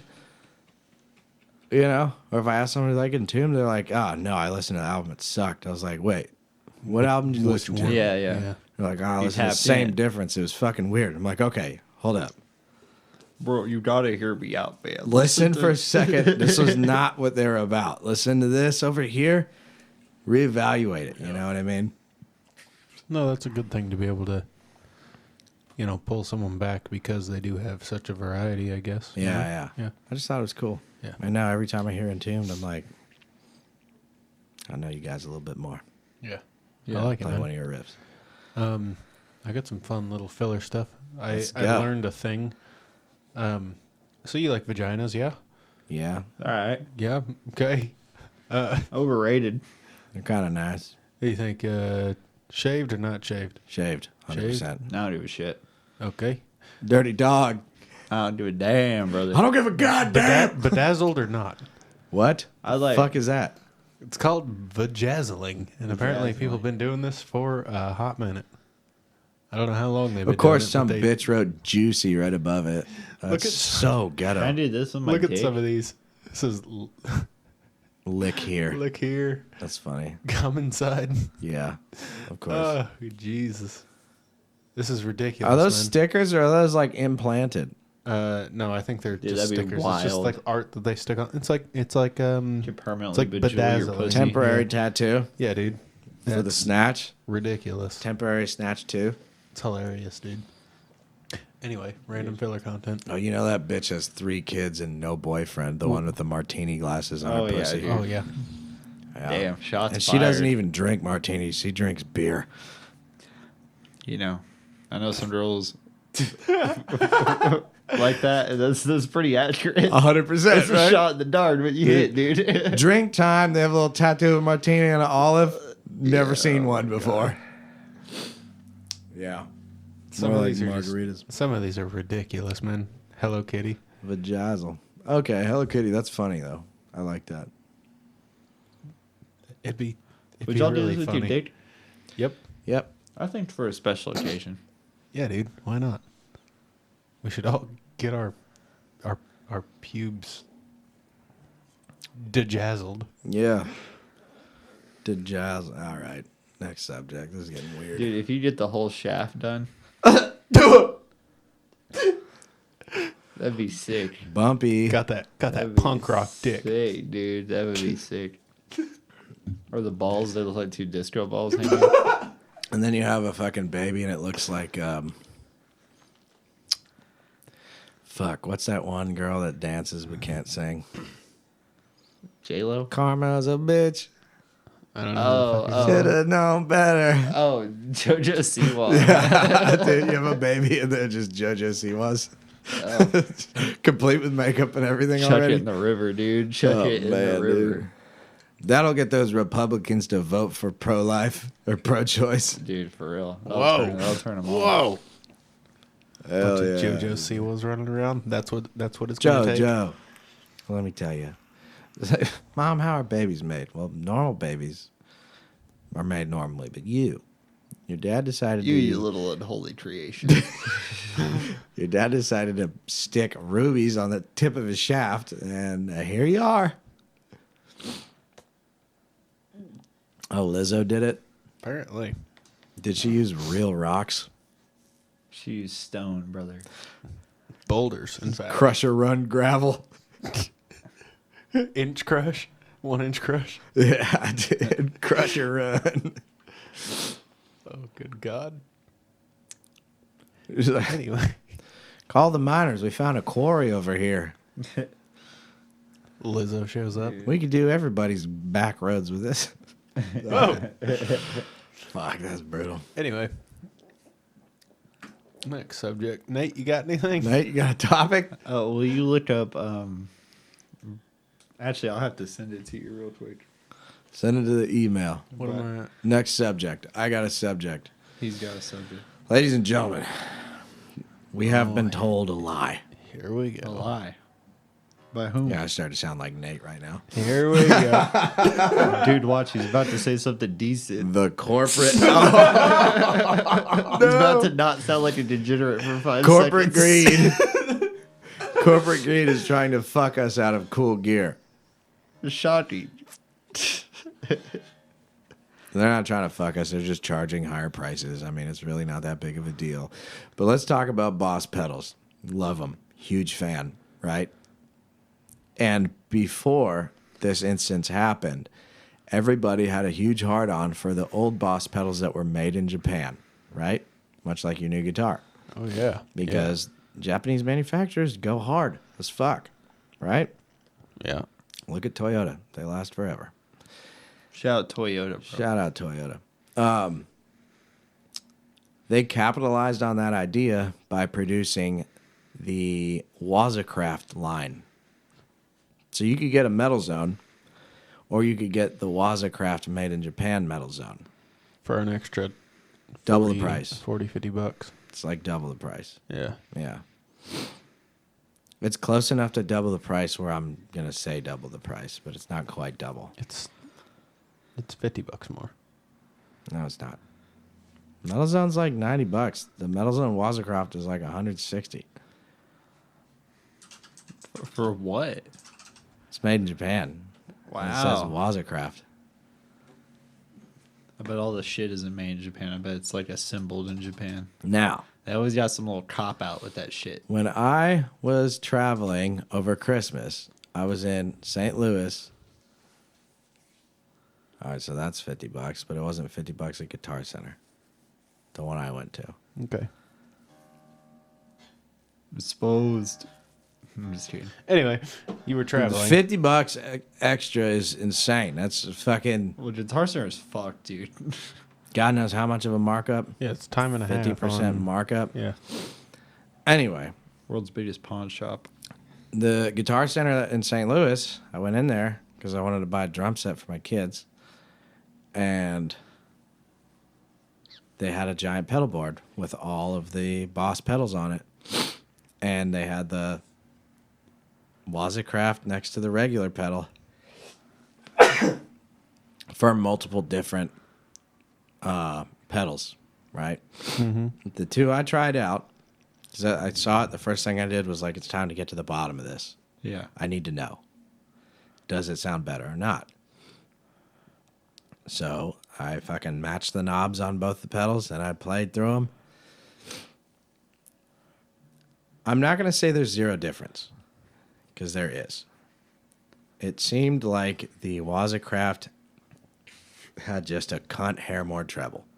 And it could have been me not measuring the knobs correctly, but it seemed like it was just a touch more treble. It was like a touch brighter on the Metal Zone MT2. Then I tried the Blues Driver and the Wazacraft Blues Driver, and I couldn't hear a difference at all. You know what I bet they do, dude? When they get the regular ones in as a shipment, they probably take them out back and like spike them on the fucking concrete real hard or something. Take them in like the padded room and just throw them against the wall like 5 times so that way the Wazacraft sounds better. All I'm saying is, for most of us, I don't really see the point in spending the extra money for what sounded to me like the exact same one. And it was just, I was playing a LTD, the Les Paul style LTD on the bridge pickup, maxed out, and went into the pedal, and then it went into those little cheap gamma amps that they use to, for testing or whatever. Mm-hmm.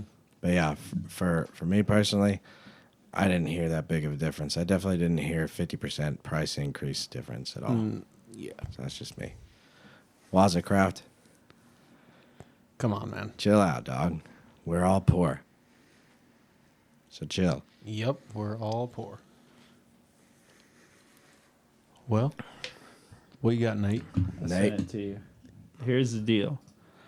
So, I've long spoken out against college. Why? It's bad for your head.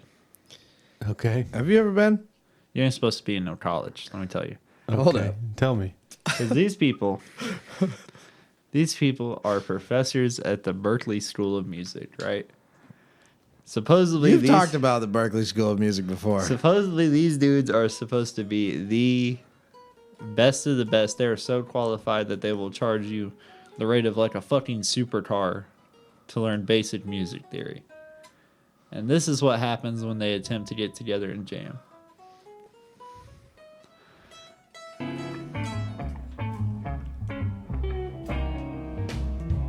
They can't find a Hold up. fucking beat, dude. None of them can get on beat.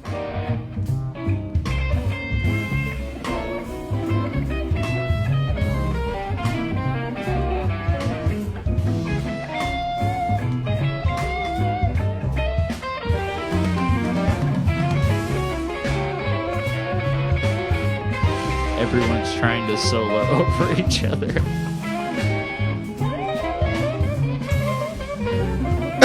Oh, no.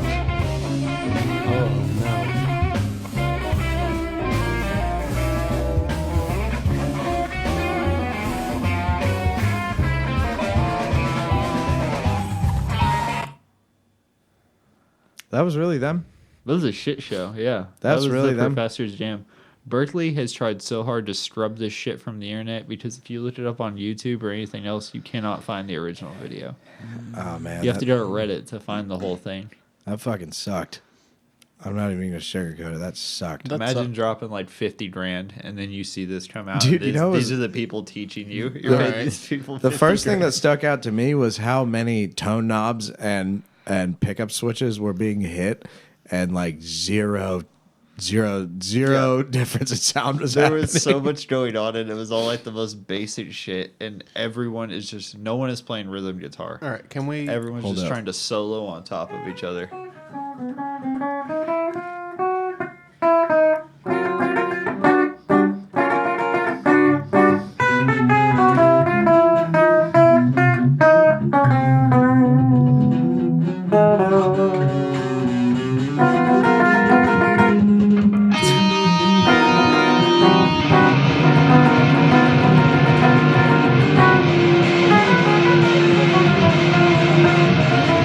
Well, there There's the one guy with the whammy bar too. That Yeah. Anyway, Yeah. don't go to dude. Berkeley. Go to us. We're just as good. if you give me $50,000 right now, I will show you the fucking world, baby boy, and I'll teach you some guitar. No, you can't introduce me to your parents. They'll be upset because it's probably going to be their $50,000. But you're going to learn some sweet riffs, and maybe there's some alcohol involved. I don't know. Maybe we have a good time. Maybe we go to a rock show. I don't know. Maybe you get laid. I will teach you how to keep a beat. The beat was all right. The drummer was good. The Yeah, drummer he was was the doing problem. Three guitar players, not one of them can get on it. The drummer and the stand-up bass. Dude, the they stand-up bass seem- player was doing so much trying to help Three them. and a half guitar players. One had a double neck guitar. and then the one had a no headstock. This poor stand-up bass player was He wasn't moving playing more death than metal. anybody, dude. He was back there trying so hard. He was like switching, trying to help one of All right. them out. You're fucking washed, Can boy. we talk about the internet for a second, first of all? Okay. I'm not saying that this isn't a scam. I'm not saying that these guys aren't ridiculously bad at what they're doing. But I am saying that sometimes the internet puts weird things out of context. And it could have literally just been a situation where they're like, oh, we're on the stage. We're not ready to actually play. Hey, drummer, lay down a beat. Let's all just fuck around. Everybody just kind of hit the key of blank. Could have been a thing. The key of all of them, apparently. Right. Could I have been feel a like they thing. would have said something to each other though if it was just like a warm-up type. So I'm saying internet. But that was Just give it that the- was I don't Let's know, give it the bro. benefit Did you of the see those doubt. camera angles, though? yeah. This was and They here's were the trying to deal. produce something. You can't find that video, dude. You You don't. don't get lightning cameras like that unless you were trying to do it. Like you I know said, what I mean? you have to go to Reddit to get that video. You cannot find it. It was on TikTok. I'm just saying Then that. why isn't it on YouTube? I don't know. I'm just saying that benefit of the doubt could have been taken slightly out of context. They could have just been fucking around. I'd like to know if they did play a show and it was fucking phenomenal or not. Check their YouTube. That would be a saving grace, though, Nate. That is your one big fallacy in this comment. It's a single video. Check their YouTube. That's all. I'm not saying If pro they- or con. If I'm just after saying that the internet. if after that they ripped it, then It's true. Maybe you do need to spend $50,000. But Yeah, if after that, if they're like, all right, we're done fucking around. Camera's good, everything good, you done? And they're like, yeah, we figured it, we got it. that is possible. And then they're just like, I'm just saying. just played the It's- best fucking thing you've ever heard in your The life. combination of it being weirdly hard to find, and me seeing nothing but negative. What college was it?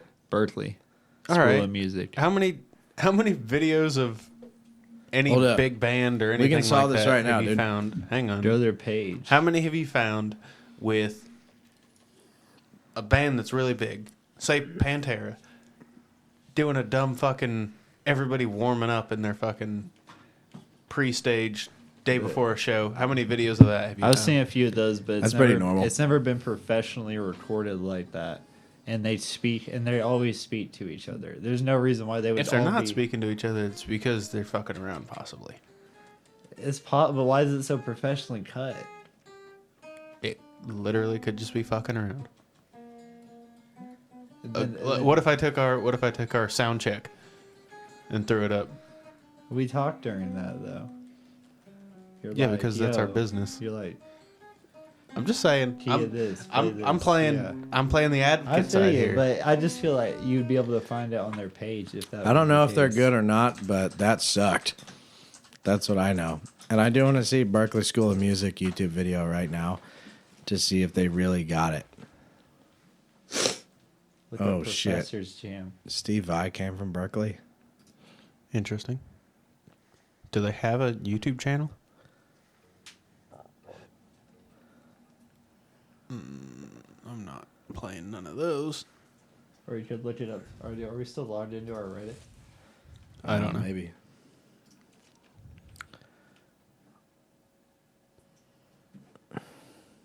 No, I mean they have a college here in Oklahoma City. It's called the Academy of Contemporary Music, and they teach all this stuff. But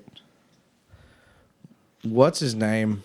The guy with the long hair that's really, really snarky, but he's really, really good at what he does. Rick Rubin. No, but kind of. Fucking the dude who always wears the Judas Priest shirts and loves Harley Benton guitars. Spectre Media Group. Oh, I know who you're talking about. Yeah. He's like, oh my God, stop buying Marshall. You know what I mean? Yeah. Gibsons are trash. That guy.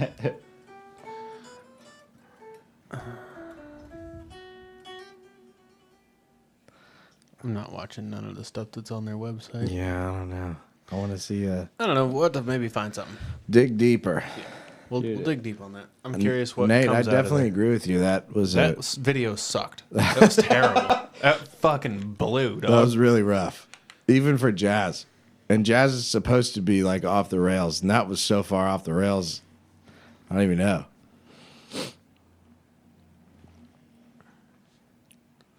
Okay, yeah, I can't find a longer video. That But Gibson was pretty sweet though. That yellow top. Yeah. they all was had kinda nice nice. shit. I was just That was like, kinda nice. I was just like, for the love of God, someone play rhythm. You're just shitting all over each other, dude. crabbing a barrel. Everyone's fucking up and You trying know, to get out. it's of like we fucking said before. Like the simplest riffs hit fucking hard. I mean, fucking case in point, dude.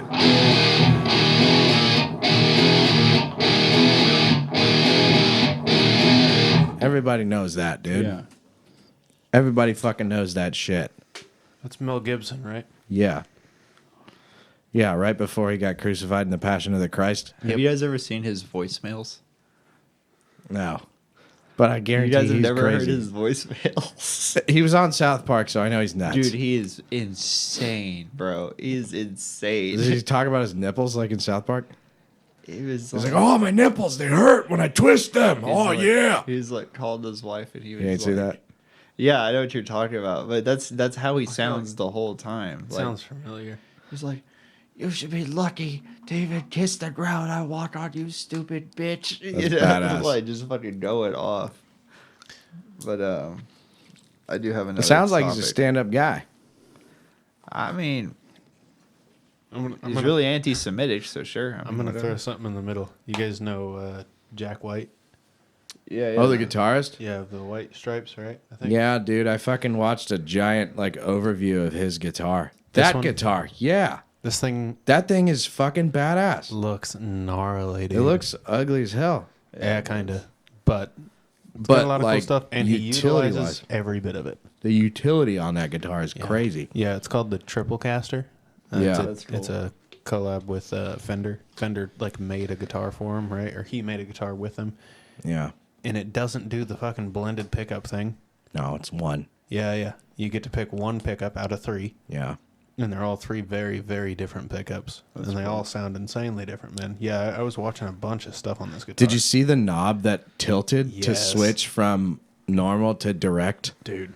What the fuck, Yeah. bro? So I watched a video of him on stage playing it, right? And Yeah.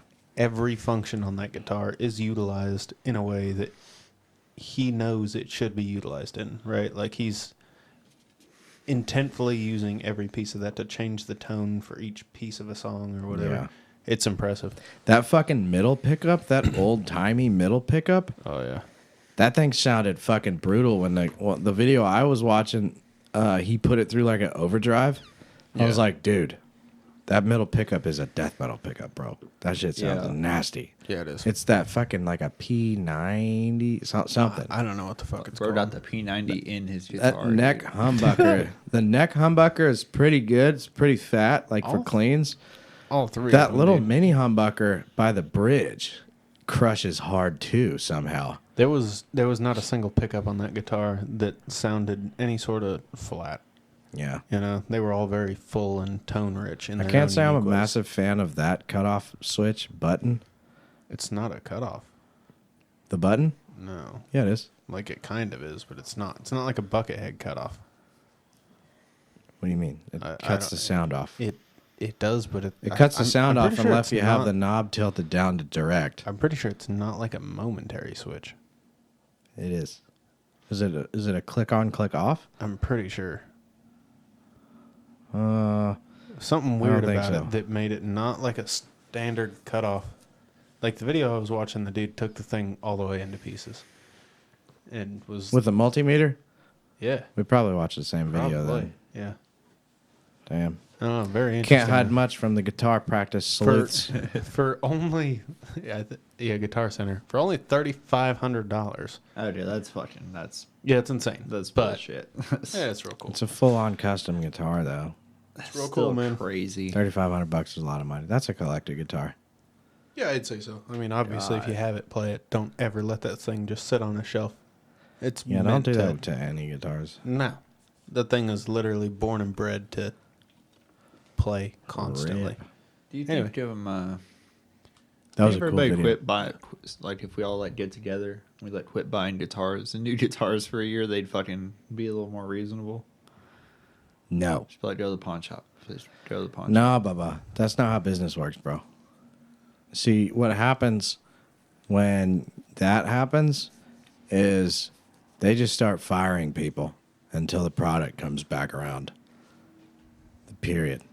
The only thing you're going to do, if you just boycott Fender, boycott Gibson, you're just going to get good people fired. Boycott new guitar. I mean, that's I mean, true I to kind an of boycott extent. new guitars. I mean, all my guitars are used except for my first electric guitar. All the other ones have been used. All of mine have been used, and I love used guitars. Don't get me wrong. Yeah. You know, because of the price point. But I mean, Well, it's also if like I new had cars. money, I would just buy the new one, dude. Yeah. It's like new cars. How many of us have bought a new car? The amount of money they make off of new guitars and how much that supports like development. Well, it's probably You know? well, it's not even these guitars that keep their. Actually, I think it is. I think it's actually these big, really expensive guitars that are what actually keep the guitar companies alive. You know, collector type people, because apparently they don't actually sell a lot of the like starter guitars firsthand. You know what I mean? No way. That's just what I looked I've at. seen the price point of a Fender Player Series, the Strat. God, they're nice. You see that it was like $500 with a guitar, case, amp, cord, tuner, all of it, all in one box. You can't tell me that's not fucking I don't know. I Flying remember away. reading something like that. or the Squire. That being like the high dollar guitars are what keep the big guitar. The guy at companies in Guitar business. Center about a month or two ago told me that they put all the expensive guitars. You know how they used to have them all up high where you couldn't reach them? Yeah. He said, we moved them down to the middle row because nobody was buying the cheap ones anymore. I was like, oh, no shit. He's like, yeah, nobody wants the, you know, unless it's a smoking hot deal, nobody will buy them. I'm like, yeah, I mean, the thing is, I'm not really going to spend $400 on a Squire, That fucking knowing that I'm going to, like, abuse it. yeah, Every- that you know. $200 Jackson was on the top row. Yeah. It's supposed to be on the bottom. You know what I mean? And I feel like there's something to it where it's like I think everyone gets like in their head to an extent where they're like, this is the guitar I want. You know what I mean? Oh, yeah, dude. You get tunnel vision like a motherfucker That's when it why comes to hobbies. that's why you never actually see like these custom guitars like in Guitar Center or anything like that. Like you have to some of them, you know, but not the So, all right. So, our Guitar Center, by the way, our Guitar Center is meh. I don't like it, dude. It sucks. Their clearance is like fucking dirty. 10% off, dude. It's That's dirty. like their thing. Our Guitar Center is dirty and disheveled. The Guitar Center I went to, they had probably, what, 4 times as many guitars? Like 4 times as many guitars. Their pedal section was like 3 times as big. Plus, the Boss pedal board was like 5 feet wide. And they had 4 of them out. And it was like Boss, and then it was MXR, and then it was, you know, the other 2 brands, two other brands. And I mean, like, they had shit out. They had like 9 drum sets.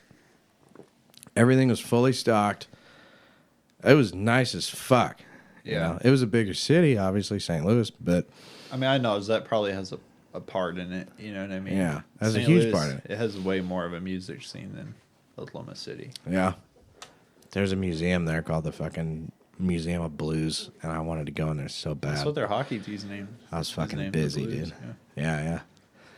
Yeah, I was busy. I wanted to go in that museum, but I was busy being a family man. Family man. You want the swinging man or the family man? Dude, imagine what like guitar stores look like out in like California and shit. Probably fucking badass. I mean, Schecter's made out of there. Yeah, dude. And there's probably all types of mom and pop shops. Like you could probably actually have a guitar store and make it a business out there. I've Dude, been to a couple really nice guitar centers in California. I bet, dude. I bet it's fucking Dude, because it's like the It's demand's like what gotta he's be. describing. Yeah. The demand's gotta be like 5 times there what it is. Well, you look a at lot the of Fender years ago. logo. It literally looks like it was made in California. Yeah. Yeah. Yeah. The logo looks Californian, Yeah. like Santa Cruz or whatever. You know what I'm saying? It just has that kind of style. Yeah, dude. There And was I a mean, lot of skateboard shops out there too, like when I was into mom and pop skateboarding, skateboard shops. You I know, really wanted to go out there because it's like you got like 10 times the amount of skate parks. Yeah. Like you could. pretty much if you like to skateboard a little bit, you could just open your own skateboard shop and put it on a And main you'd probably strip. be somewhere. alright, yeah. Yeah, it'd be fine. Surf shops, dude. Well, Yeah. dude, and I was, skateboarded this weekend for the first time in like 12 What? years, dude. Dude, I Oh, skateboarded dude. last weekend. My That's fucking crazy. groin still hurts. You're so fucking old. Dude, you gotta get on my penny I can board, still dude. ollie, dude. I don't like penny boards, dude. I'm a It's street skater. smooth, bro. It's I don't so like the smooth. penny board. Dude, the trucks move too much. I never fall learned off how of to that ollie. bitch. Huh? Can't I never ollie. learned how to ollie. You can't ollie? I don't know. I Dude, might be able we to. gotta do a video. You can't teaching- even ollie. We gotta do a video. Wasn't that teaching him how to Hobson ollie. line? Oh fuck! never- He was I talking never shit about skateboarded. Lil Wayne. Speaking of Lil Kick Wayne, flip, I think. he's like, this dude can't even ollie. We can't kick flip, something like that. I know I it's never like, skated. I can dude. do a kick flip with my board. You know what I'm talking about? That song? yeah. Yeah, he was talking shit on Lil Wayne because he couldn't even ollie. That's so funny. Brain can't ollie either. I never, Speaking of Lil never said Wayne, I dude. could either. Jimmy Carter died. Shout out, dude. Rip the legend. Now Jimmy Lil Carter. Wayne can't get sweet clips. No, Jimmy Like Carter. President Carter. President Carter. He's Dude. dead. Shut the fuck He's up. gone. You guys ever seen that King of the Hill episode with him on it? Lil Wayne? No, Jimmy Carter. No, I didn't see it. Oh my god, I think King of the Hill's kind of boring. dude, that's an L take. That's the fattest L take I've ever heard. That's come a out of hot your take. mouth, That's dude. a That hot is- take for someone that learned the entire theme. It's not that hard, though. Play it. No. Play it.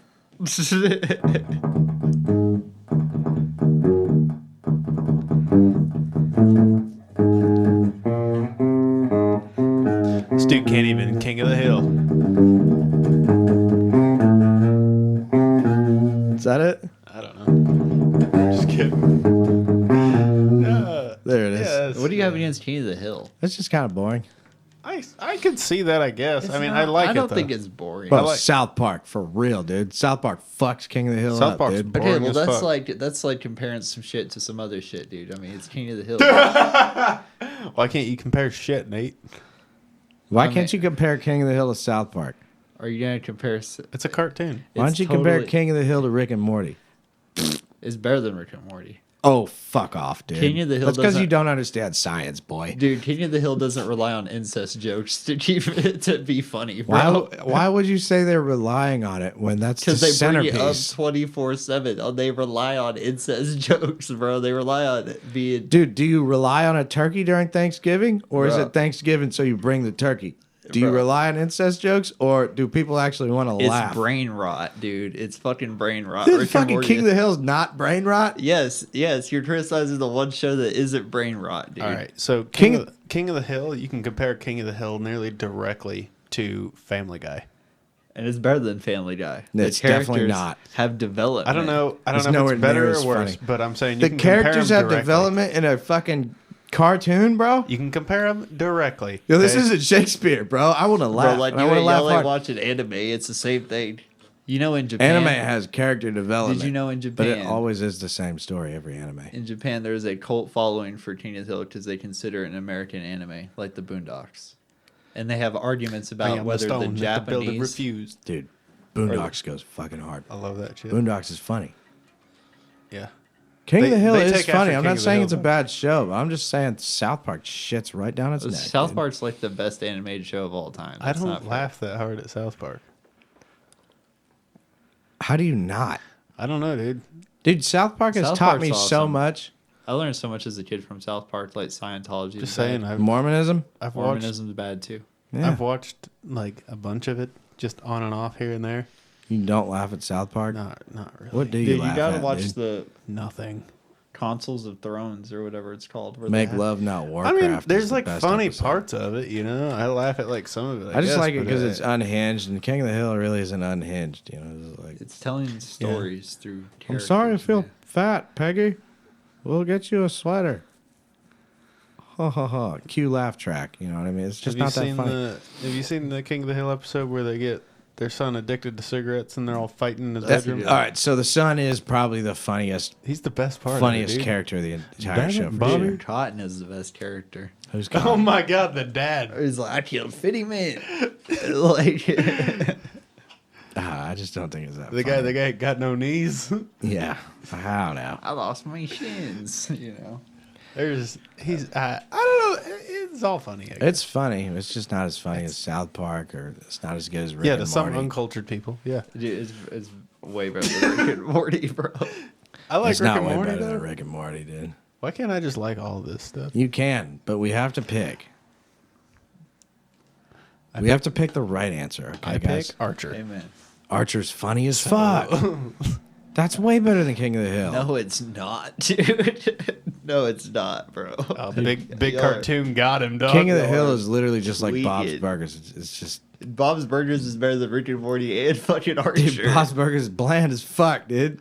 Bland because it doesn't rely on fucking brain rot to be funny. You don't have Dude, to. define brain rot right now. It You says fucking it says homeschooling jokes. mom, dude. Where are you? Bro? Get in front of your mic. I want to hear your opinion. Okay, listen, man. In every episode of Rick and Morty, they gotta do some outrageous, brain rotty, fucking weird, dooner shit in order to Like be able. what? What good makes it definition. define that, dude? Dude, Morty had that dream where like he was gonna fuck a bunch of clones of his sister. It's just a constant. Listen, incest dude, there was joke. an episode They of Rick have and to be Morty so where dark. where Morty was fucking a sex robot.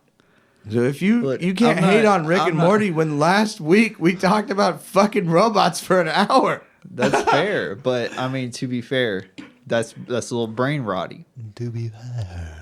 It Oh, is- so fucking educate us about something that's not brain rot, dude. How's King of the Hill not brain rot? Because it uses King of the Hill is so brain rot, first of all, because no, it's it- the same thing over and over. No, it uses is. more complex narratives to tell stories, in my opinion, and it is arguably the best cartoon at doing that. Dude, I remember a King of the Hill episode where they were arguing about a better mower, a better lawnmower.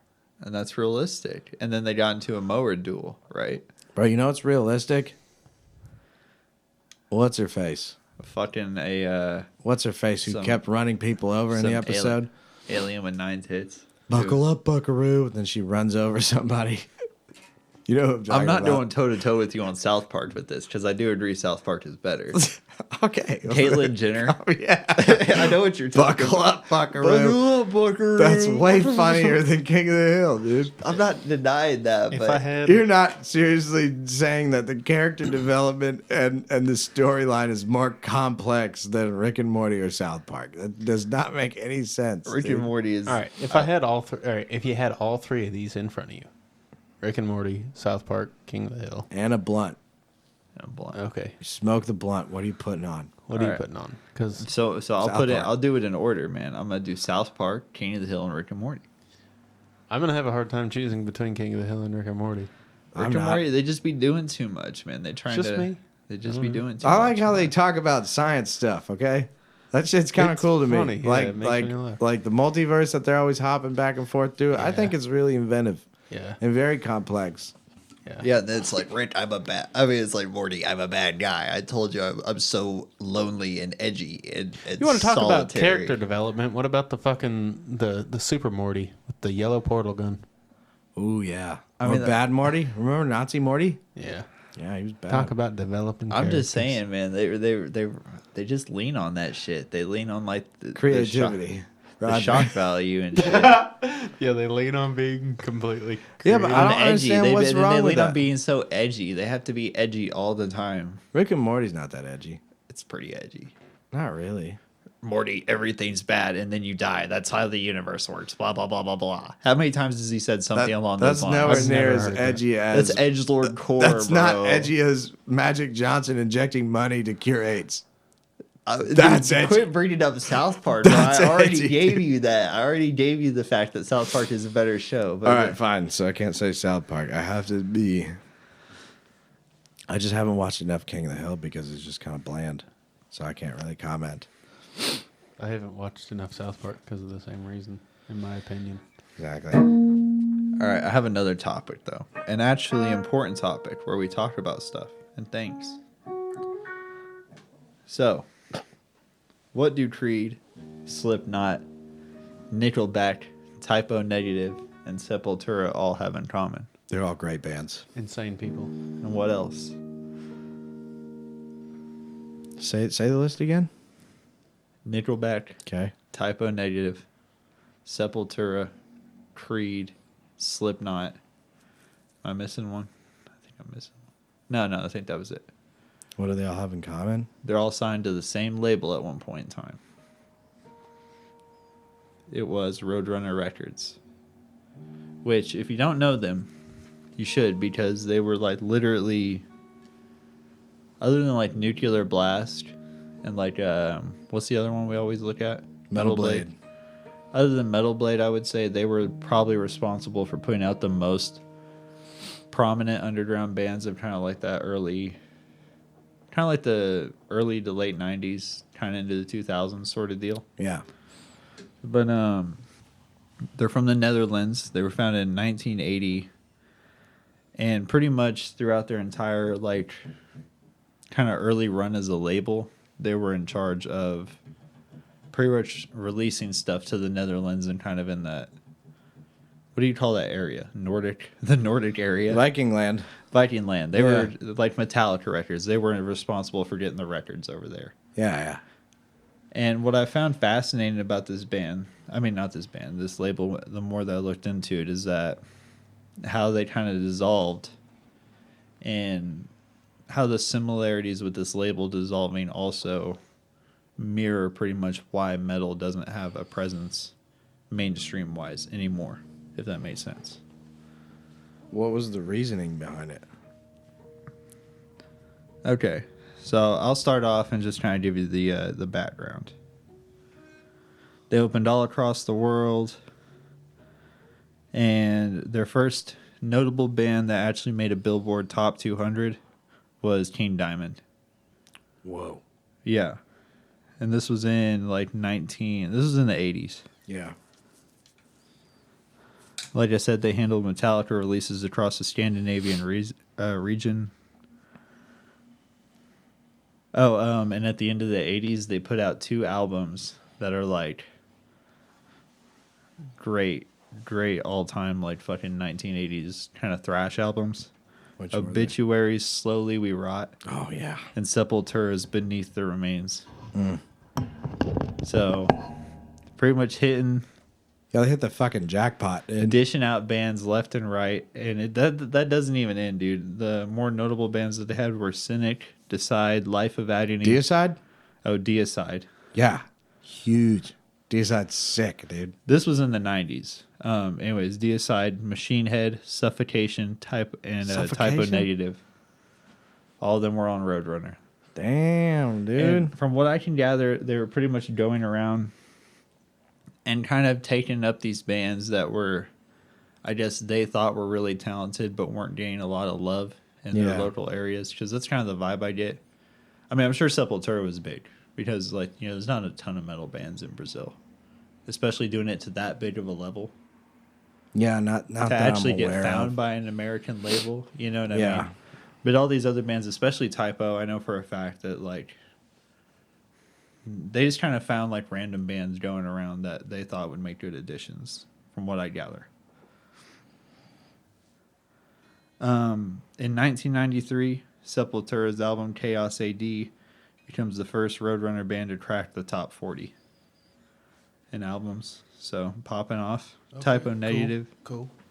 Typo Negative became the first Roadrunner band to receive a certification from the RIAA that was gold. And shit later went platinum in 1995 with Bloody Kisses. So pretty much throughout the whole 90s and like the late 80s, taking these bands up, actually giving them proper promotion. I know also in the late 90s, they bring on Creed, who comes out with the My Own Prison album. Yep. Fucking huge album. Real metal.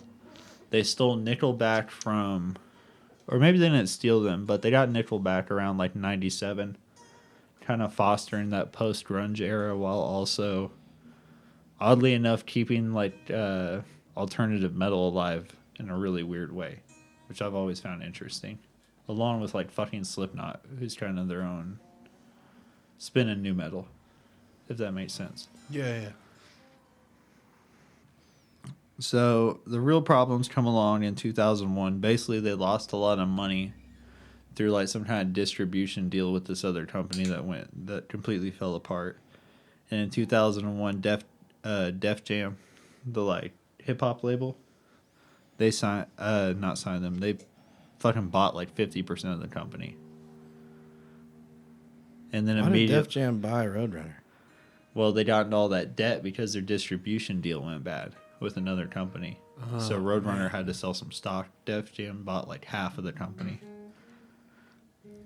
Interesting. And then they immediately turned around and gave that half of the company to their distributor, Warner Music Corporation or whatever. Oh. Yeah. And then in 2006, Warner bought the entire fucking label out from under them. Huh. The main thing that happened, this is like probably the key reason. I don't know how many other bands wound up in the same situation. Or not bands, but labels and bands from that label wound up in the same situation. But Warner Music Group in 2007 decided to sue YouTube for pretty much like distribution issues. Like, oh, you guys have been hosting our songs and our bands without paying us on your platform. And you've been profiting from it. So this pretty much meant that if you were under a Warner contract kind of deal, you couldn't release your music onto YouTube. Even though in 2007 it wasn't as big, but I assume that lawsuit probably went on for a while. Oh, I had to take. It wasn't a one-day thing, I'll tell you that. So yeah, so how many up-and-coming bands over that time couldn't put their music on, like, what, YouTube's like just starting to blow up around that time? What year was this? 2007. Oh, yeah. That could be a real problem. So right there, when YouTube's really popping, you can't put your music on there because you're signed to a label owned by Warner. So and that really got me thinking mainly about like, okay, how many other labels should be involved in this? How many other bands got pretty much blackballed because of no choice of their own, you know? And does that contribute to the kind of a major fall off for that time around metal? It was 2007. That was... Well, the 2000s, that was pretty much new metal territory, wasn't it? Like, pretty much. It was New like metal and post-grunge. Linkin Park was fucking everywhere. Korn, Yeah. Limp Bizkit. Slipknot was taking off. Slipknot was just exploding, yeah. But as far as, like, because a lot of the bands I like were still very active during that time, and I didn't find them until I just started going down Spotify rabbit holes. Spotify rabbit holes. You know. Honestly, social media helped me a lot You know. because you see people post about random ass bands and you wind up checking them out. That's how I found the Rollins band. I used to fucking watch this channel that would upload music videos. Yeah. And I was like, who's this fucking guy? You know? What video was it? It was Low Self Opinion. Okay. And I was like, this is the most awkward music video I've ever seen. I was like, it's so low budget. But I was like, song's kind of hitting though. Yeah. Let me check this out. And I kind of went down a rabbit hole. But social media is really cool for that. But yeah, So you you couldn't think do, that you it was couldn't like do any a- of that shit, dude. It was You were like a fucked. choke point time for Like regular metal? I think so, because there was a point in time I remember being a bit younger, and I remember like the day, like they were talking about that, like hip hop became like the most consumed music form in the world statistically, and I'm like, well, how does that happen? You know what I mean? How does one genre dominate it for like 100 years, almost, and then that doesn't work anymore? You know what I mean? Like guitar music in some form had made it that long. Maybe not rock, you know what I mean? But it's just weird. So that got me thinking about that kind of deeply, because I was wondering, like, well, there has to be a reason for this shit. You know, this culture doesn't just rot out from under itself. That could definitely be a reason for the big hit that metal took. It sounds like it's pretty direct. Yeah. When they were like, no bands on YouTube. Because I hadn't heard anything about this. That's pretty wild. And then you have all these independent rappers and stuff who aren't on labels anyway. They can just fucking sling their shit like it's nothing. Upload. Like, that's how you got Soulja Boy. Remember? Mm-hmm. Fucking YouTube. That's where Soulja Boy comes from, man. Yeah. Huh. Okay. Well, even so they just put a damper on the up and coming platform because they decided they wanted to stay more relevant than that, and it didn't hurt them as bad as it hurt, or YouTube as bad as it hurt the bands, the new artists. Backfires on them. Fucking brutalized them, because now you don't have a free avenue to put your music out. You have to sell it. Yeah. You know, or get on the radio, aka fucking sell it. You know. Yeah, and this is already a label that's like barely able to put artists on the fucking radio, you know? Yeah. Other than like in the early 90s, rather, you know, obviously Slipknot, Creed, Nickelback had no problem. Yeah, it's different now, you know. I've never even heard of Creed on the radio. What? Hello, my friend, we'll meet again. But people would later speak out about this and basically say that, and this was in the 2000s that this guy came out and said it. I didn't get his name, but it was a dude from another band that was on the label, and he basically said that they only care about their cash cows. And this was after the kind of the half acquisition. Huh. I mean, oh, and then 2012. Well, yeah, Warner owns them completely by Time Warner? Warner, Time Warner? Warner Music Group. Is that like the Warner Brothers? I'm sure. I think it I is. think it's connected to them. But so in 2022, finally they dropped the fucking the hammer on them, and they are combined into a new label group called 300 Elektra Entertainment. And that ceases it. So in like a 20-year span, you go from signing and producing bands that are dropping platinum albums left and right, and then you're gone a decade later. Why'd they get into money trouble? What happened? They struck a deal with this one distributing company, and it pretty much went really, really bad, and they wound up in a lot of debt because of it. Yeah. So they had to sell stakes. Doesn't take much, you know? Really.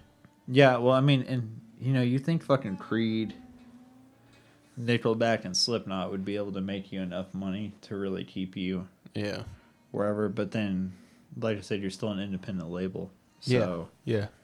You're looking at the other side of this, and those bands hadn't gotten that big by 2001. You know what I mean? Yeah. Nickelback They were popping. They were popping, but it's not the same as like Interscope or fucking even Def Jam, Warner, Sony. You're not really doing that much compared to these bigger labels.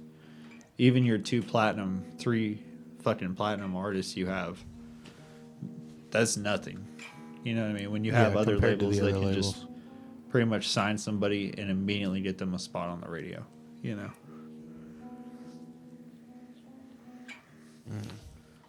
That sucks, man. It's very strange how that whole side of the business works. Yeah, that is. It doesn't make any sense, really, because it seems like they only got bought out so they could get stomped. Well, So they could probably hawk people who work in the label that are good. You know what I mean? They hawk all of them, cut all the fat, and then you don't have a competitor anymore. Yeah, that's how that works. Yeah. I mean, listen, if I had a lemonade stand and there's a lemonade stand across the street not doing too well, I'd buy that shit, burn it down, dude. Now I got the lemonade. You know what I mean? Go fuck who makes a better cup of lemonade. I'm the one here. You know? That's just how it works. That you know? guy got into financial troubles. Yeah, you need some help? And then you shake the hand of the devil. And No, man, it seems like he could really use a hand with your lemonade stand. you just put cyanide in it. Like, dude, they fucking they couldn't even deep like Alter Bridge and shit. Ugh. They couldn't deep anybody after that. Like, Could they keep their mics close to their face?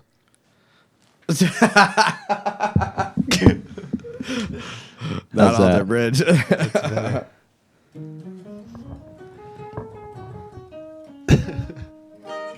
I don't know. I mean,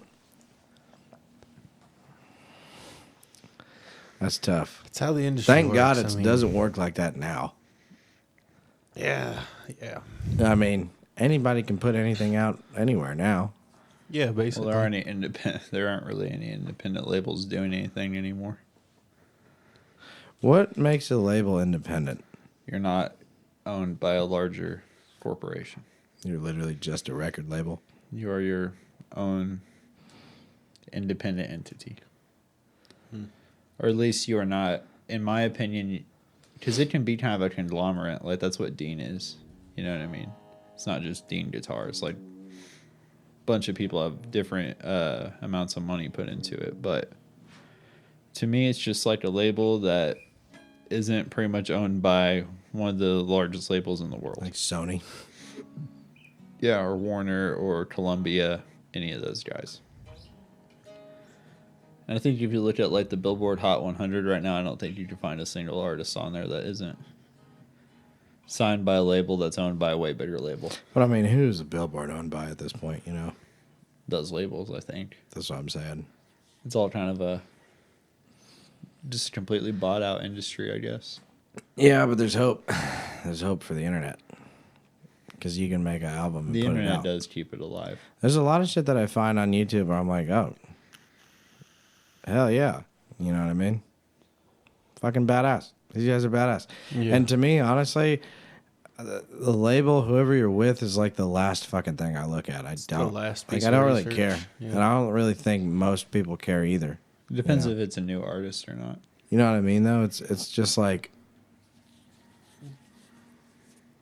people just look at music. People play music, you know. They don't really look into it that deep, you know. Yeah.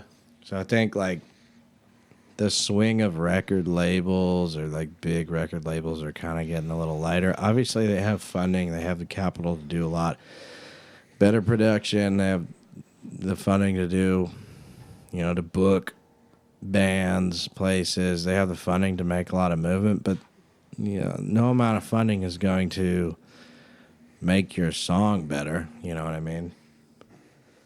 Yeah. And there's proof today, I would agree like with you with if there Oliver wasn't. Anthony, dude. Well, yeah, but he's nothing compared to like these, like the industry plans. You know what I mean? That's where I kind of disagree. But with he has you. something though. He does, but So he played a set with Jamie Johnson, dude. That's serious as fuck. You know what I mean? yeah, Like, there's hope. I don't know how much hope there was back then. You know what I mean? well, I mean, yeah, the internet does a lot, but it doesn't. I don't know. The only thing that worries me about the lack of independent labels and kind of ways for these people to make money in a steady way, it's really like, it's just so inconsistent. You can't really do anything the way you used to, because if you do, then it puts you in like a vulnerability in a way. You know what I mean? What do you mean, like the way you used to? Well, like the way it used to be back in the day is that like people who own labels and stuff like that, they would basically be like, all right, well, you're popping off. I'll bring you in. I'll give you some money. And this is probably going to get me some money. I don't want to, you know what I mean? I don't know what you're doing. I'm not really a musician. Do your thing. Like, straight businessmen aren't necessarily, like, bad for the system. You know what I mean? No. It's when, like, okay, well, I have to be on one of these labels to be able to play, like, Coachella or something. You know what I mean? To really get my name out there. So I'm going to sign this one. And I didn't know that when I signed this, it also kind of fucks with my autonomy as an artist, you know? Yeah. So it seems like even the independent bands or independent artists who are tapped into this shit, they kind of have to, like, walk on eggshells, you know what I mean? And that really sucks. Like, fucking painters don't have to do this shit, you know what I mean? But if you make music and you're good at it and you want to do something with it, you have to, like, be so overly cautious about shit. It's ridiculous. Or you might wind up fucking getting caught up with the company that's suing YouTube or some crazy shit. That is true, yeah. I don't know. That I sucks. don't really know how those contracts work. And I don't really think most people even look at the label. I just think they just watch the music or listen to the music, watch the video, and then they call it. You know, I think today artists have a lot better chance at success because... regardless of genre. Yeah, regardless. The way I see it, if you fucking write something that's busting and then you take the time to produce a music video that's badass, it's probably going to go somewhere. You know? Yeah. I mean, that's the way and another thing is, like, I hate to be harsh, but, like, a lot of people think their shit is a lot better than it is. And that's why it doesn't go anywhere. I mean, that's true. You know what I mean? Because, like, some people, they just... You know, some artists, it's good, but it's not Da Vinci. You know, like, there's levels to this shit. You know? So, I mean, look, okay, it's a perfect example. Look at SoundCloud rappers, dude. There's literally a billion of them, and they're all mid kind of suck, you know? And it's like, well, of course you're not going anywhere. Yeah, but I mean... You can't drop bars like fucking... Dave Blunt's, you know what I'm saying though? Like, in all honesty, you know, like there's levels to this shit, and there's no such thing as overnight success, you know. That's true. So, I really truly believe if you practice writing music and you practice your instrument and you write some badass shit, it's gotta pop, dude. Because it's not like back in the day where people are only listening to the radio. yeah. And we've seen people pop with 0 record labels, 0 albums. You know what I mean? Yeah. Like, that's a reality nowadays. It may not be as advantageous as it should be, but it's definitely better than it used to be, because unless you bought the CD or listened to the radio, you're fucked. Unless you're out on the corner slinging CDs, your shit's not going anywhere. Unless you're handing out flyers, your shit's not going anywhere. Yeah. Also, if your shit is not good, it's not going anywhere. Well, devil's advocate here, but to an extent, if you look at the artists that were getting signed back in the day to these big labels like Roadrunner and shit, Yeah. they did not have to really alter anything to get those massive deals. You know what I mean? There wasn't that interference. And even if they didn't, you could be an independent band because the scenes were bigger, if that makes any sense. Yeah. So there is kind of a give and take with that, and there's no guarantee that the same entities that kind of will compromise something like radio or anything like that, there's no guarantee they can't work their way into buying out an algorithm on Spotify for them. You know what I mean? That's you the gotta weird have a lot thing. of money to buy an algorithm, though. But it can be done. I mean, if you got enough money to already you own like 30 of the artists on the fucking highest selling fucking album charts, it's nothing. You know what I mean? That's not a big deal. It's just it's a cycle. You know what I mean? You stop people from being exposed to more music, then you can kind of control what's popular in a sense. That's what disturbs me. That's like the scary shit for me, is that there may never be a time again where truly independent like artists and labels pop off again.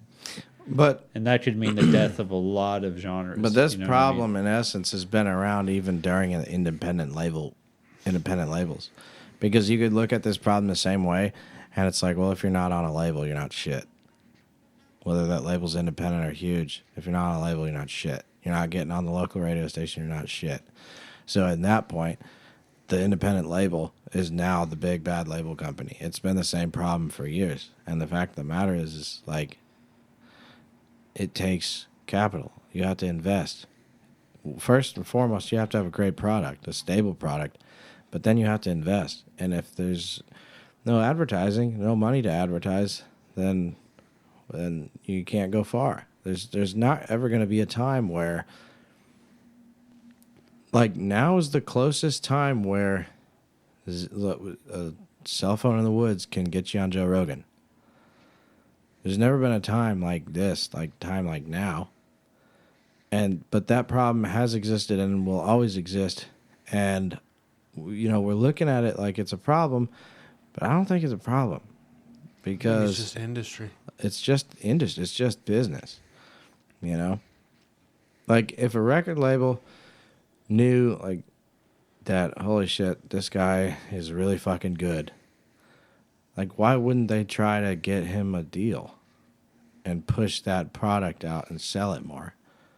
You know? Well, I mean, they would, but they would also, That's what I'm saying. like I said, then you get your autonomy interfered with. Maybe, possibly. We discussed this 2 episodes ago, but I don't think anybody's brought an actual record label contract in here yet for us to analyze. No, I haven't. I know for a fact that they control your release cycle, depending on what you sign. I don't think they control your release cycle. I think you agree to it. That's 2 different things. Yeah, but it's still predatory. I don't see it as predatory because they're the one taking the risk, not you. I don't know about that. It takes a lot of effort to become a massive label company. That's a fact. If you're thinking like just logic wise, and you have to protect your investment, and that investment needs to produce A and B. If A and B is not produced, then your investment fails, and all that money that you spent is gone. And then next thing you know, you're a roadrunner and you're selling out to Def Jams. You see what I mean? So, yes, they probably, quote unquote, control the release cycle. Most likely it's an agreement. Like, I don't think, you know, the whole, like, selling your soul to the devil, I don't really think that's true. Because here's a fact. At the end of the day, if you do, quote unquote, sell your soul to the devil, you agreed to it. You agreed to quit your 9 to 5 and play guitar all day and write songs for money. That's what it is. You know what I mean? Yeah, I mean, I get what you're saying, but I don't. And I think now the there's other selling your options. soul thing is literal because it's like they can. I don't know, man, because it's like you know that if you're on the other end of that, you know you're coming at an artist, you're giving them a raw deal, you don't expect them to actually have any I longevity. don't think the deal's that raw. It's a lot of interest. It's a lot of gouging of everything you do. We're going to provide you all this stuff, and half of it you really don't need to be paying this much for, but we're going to take our percentage out. We have no expectation that you have any longevity. So we're basically going to throw some money at you because we know you're broke, you know. We know you're broke, so we're going to throw a bunch of money at you, gouge all the money we're about to make off of you, and then basically turn you out. Unless you make another record. Unless you make another hit song, but at the same time, we can control that because we can control your budget for your next record. Frank Ocean literally had to do a whole loophole in order to release his biggest album. And he's like this is a recent hip-hop artist. He had to do a whole like legal loophole to get his biggest album out because the record label wouldn't fund it and they wouldn't release it. Like, it goes that deep where they will purposely try to shark you so they don't have to. They can pretty much just take it all. You know what I mean? Well, I'm not saying that that's not true. But what I am saying is nobody would have known who Frank Ocean was unless a record label put him on. But not his biggest album. He had to release that outside the record label But his After- biggest after. album wouldn't be that fucking big if nobody ever put money on him. Yeah, it's still after the fact. Yeah, it's still after the invest. It's still post investment, dude. That's I mean, I don't know, man, because I just don't. It is. I'm not No, saying it it's is. awesome, but it's definitely fair. I mean, half of these dudes, the reason that they could, I mean, that's just it, and that sounds like something a label would say. It's like, oh well, you're not gonna get that big if we don't tell you. It's like, dude, I've immersed a whole following by myself. I Well, feel why like- would you sign a deal? because here's fucking $1 million, even though you're gonna generate 5 and we're gonna take most of that. You know what I mean? Yeah, but you can't generate 5 million unless you have 1 million, and if you have 0, then you're not generating the shit. Yeah, but it's not about the artist. The artist could do it independently and make more money. You know what I'm saying? 100%. But they purposely hawk out these people. They know that, like, especially with hip hop, with metal, it's a little more. Yeah, you were desperate, so you took a bad deal. But with hip hop, they go out there and they find some dude who's like 18, like he was popping off. He just got out of jail. You know what I mean? And they throw fucking everything at him. They know that he doesn't have any money to have an attorney look anything over. You know what I mean? They hawk the fuck out of these people. And Yeah, probably. it's killer. But I mean, that's not the only situation that happens. Like, go to a used car lot. yeah, but we all agree the rest of those people are scum. Yeah, I'm not saying they're not, but what I am saying is it's not illegal, and I don't think it should be. I don't know, dude. That's why none of these bands around here can, you know. There's no label to sign them, so to speak. There's no home. I think if your goal was to get signed, you could get signed. I mean, I feel like that's Not pretty true. I mean, maybe, but I'm not saying the deal's going to be awesome, but let me tell you right now, I can put you in that car and you could be driving today. yeah, that is scummy, dude. That's America, brother. That's why, Business. bro. It's your choice not to sign that. Yeah, it's I mean, you could say still it's their your choice. You can Nate. say it's your choice all you want to, but we all know it's predatory. It's your choice also to sign up for a healthcare plan that might not cover you if you get a fucking tumor. It's You your know, choice. that don't make it right. It's still your choice. It's And I their think if choice, though. everyone knew more about that shit, they wouldn't support some of the artists they do, because they'd be like, oh well, this motherfucker's with All right, those so assholes that do this, that, and this. You know, I don't think That's- people care. That's I think people supporting- would if they knew. That's just supporting ignorance. Then saying that all the people that decided they didn't want to fully read their own contract. No, it's not. It's their not fault. just in the It's not just read your own contract. It's They specifically went out looking for a label, got a label, didn't fully read the contract because they got excited, signed the contract that was predatory. so it's Justin Bieber's fault he gets stuck around Diddy. Yeah. Hold it. Because That's, so that's the different his kind fault. of predatory They- we're talking they- about here. We're because talking they were about like- financial predation, They're not like, butthole "Hey, man." predation. It ain't that far off, brother. It is very far off, Ain't dude. that biggest label? I mean, what can I say? If it's happening in one, why would it not be happening in the other one? Are you saying that the label made Diddy rape people? I'm saying that his Now, parents, did he own the label, right? his parents read in legal terms, this is an NDA. It's basically just so we don't get in trouble for doing some stuff, and we don't have people leak a bunch of stuff that they can't face legal ramifications for. But he is. That's what it says in legal terms. But It he's did not facing- include the Diddy party. The Diddy party is thrown in with that. Do you get what I'm saying?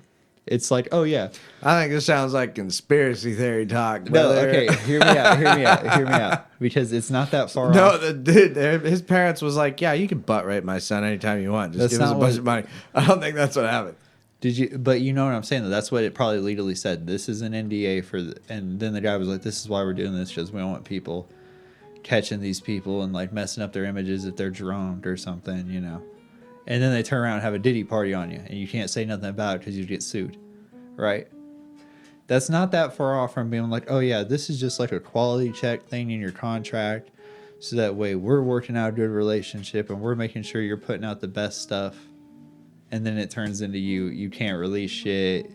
You can't go to this. If you do this, like all of a sudden, all this shit is under your contract. You know what I mean? Conspiracy talk. That don't sound far fetched at all to me. I'm not saying it's not true, but hey man, everybody knows and is like aware of what you're talking about because it's like common speak. So if you go into a label office and you sit down with a man, you should already know. And you read that shit, they're giving you this much for you to do this. You do that. Dude, That's how contracts work. I don't think people know as much as you think they do. How do they not? I think 90% of people, I think that's their own fault. That's still 99% of people probably do not know how like evil this shit is. Well, how'd you find out? I got curious. I saw people call the labels out in interviews. I was like, no way. I like that label they put on all these other bands that I liked. I went and checked it out, and I was like, oh, damn, they're right. So you did the research, you're saying? Yeah, but it wasn't easy to find that. This wasn't until years I was into this stuff. Did you have to sign a record label? I'm just saying, it's not like it's not like they want this information out there floating around. So you're saying that if you were going to sign something, you wouldn't take the time to... I agree with Nate. Maybe the contracts are a bit predatory, but at the same time, if you're only bringing a song to the table and I'm about to give you $1 million, it's gonna be a fucking contract, dude. And I'm getting my money back one way or the other, dude. I don't know. You know what I'm saying? Like you got to look at it like realistically, otherwise you're gonna roadrunner. You know what I mean? Like you can't just let people walk all over you. Like, oh, I'm an artist. I'll get it done when I get it done. No, bitch. Now. Yeah, but you write it now. I don't know. Roadrunner put out some hard shit. Yeah, they did. And they made a mistake. They made a business mistake, and it went belly up. But, like, I don't know. I don't really think these record labels' sole purpose is to take advantage of artists. Because that goes against the making of the monies. You can, I mean... You know what I mean? Kind of, but also if you hoe them out super efficiently... That's the best way to make money. Yeah, but I don't understand how you'd even hoe them out. You take an artist, you throw some money at them. Yeah. Knowing that they already have a big independent fan base like a lot of these people do. Yeah.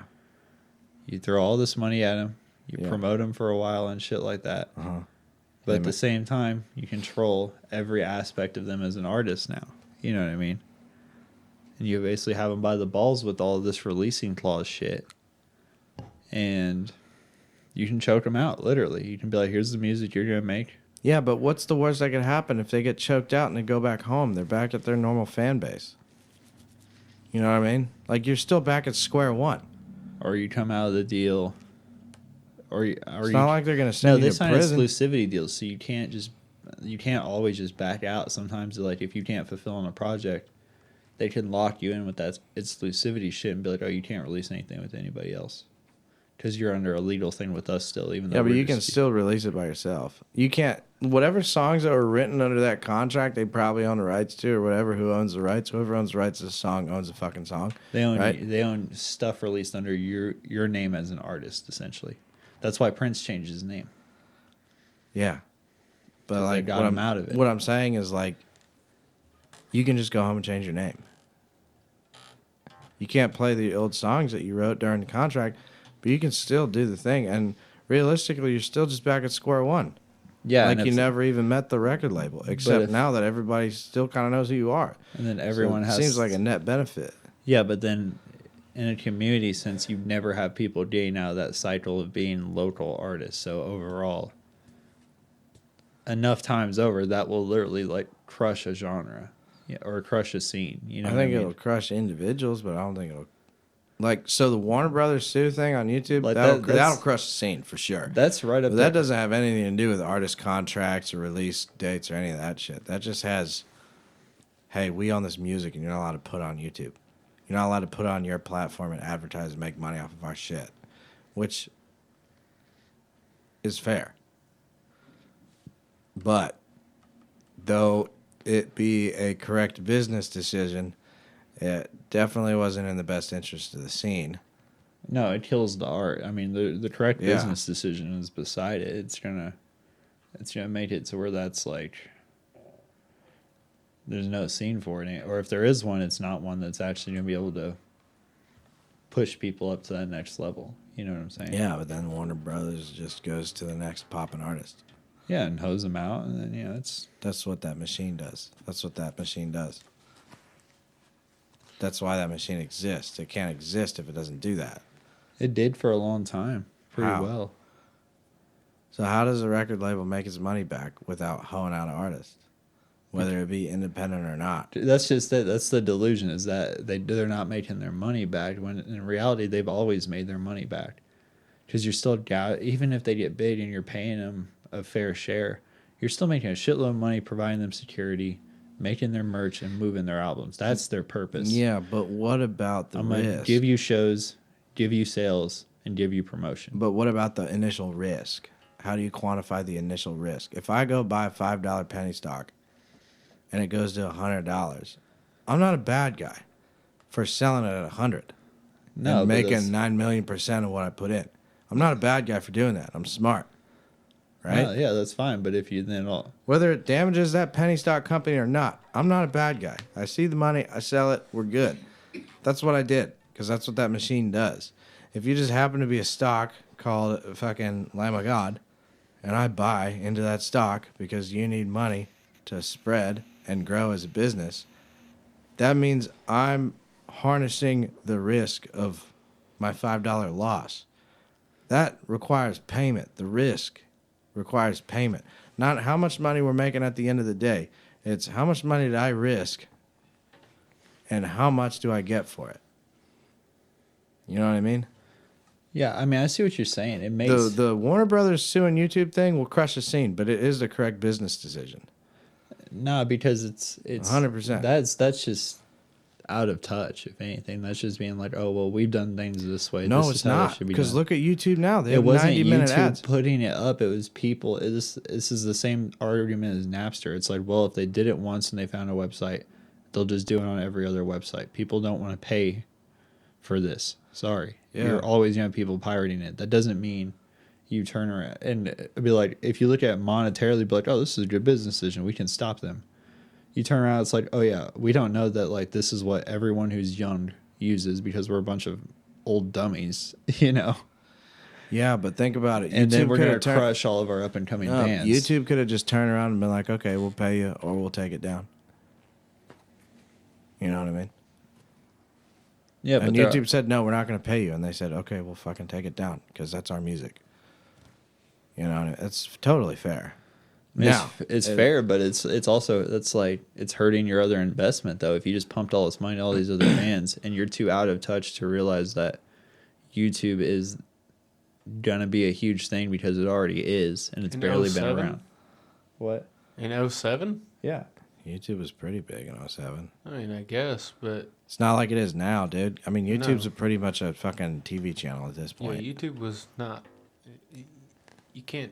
That's another risk I thing. think Soulja Boy went like platinum 2 years later off of that site. It doesn't matter. It's another risk thing, right? You don't It's know not. that it's gonna stay. It's like investing in Blockbuster. No, that's being greedy because you're like, oh well, it cost us nothing to. These people are promoting our stuff on YouTube for free, essentially. This is only good for us.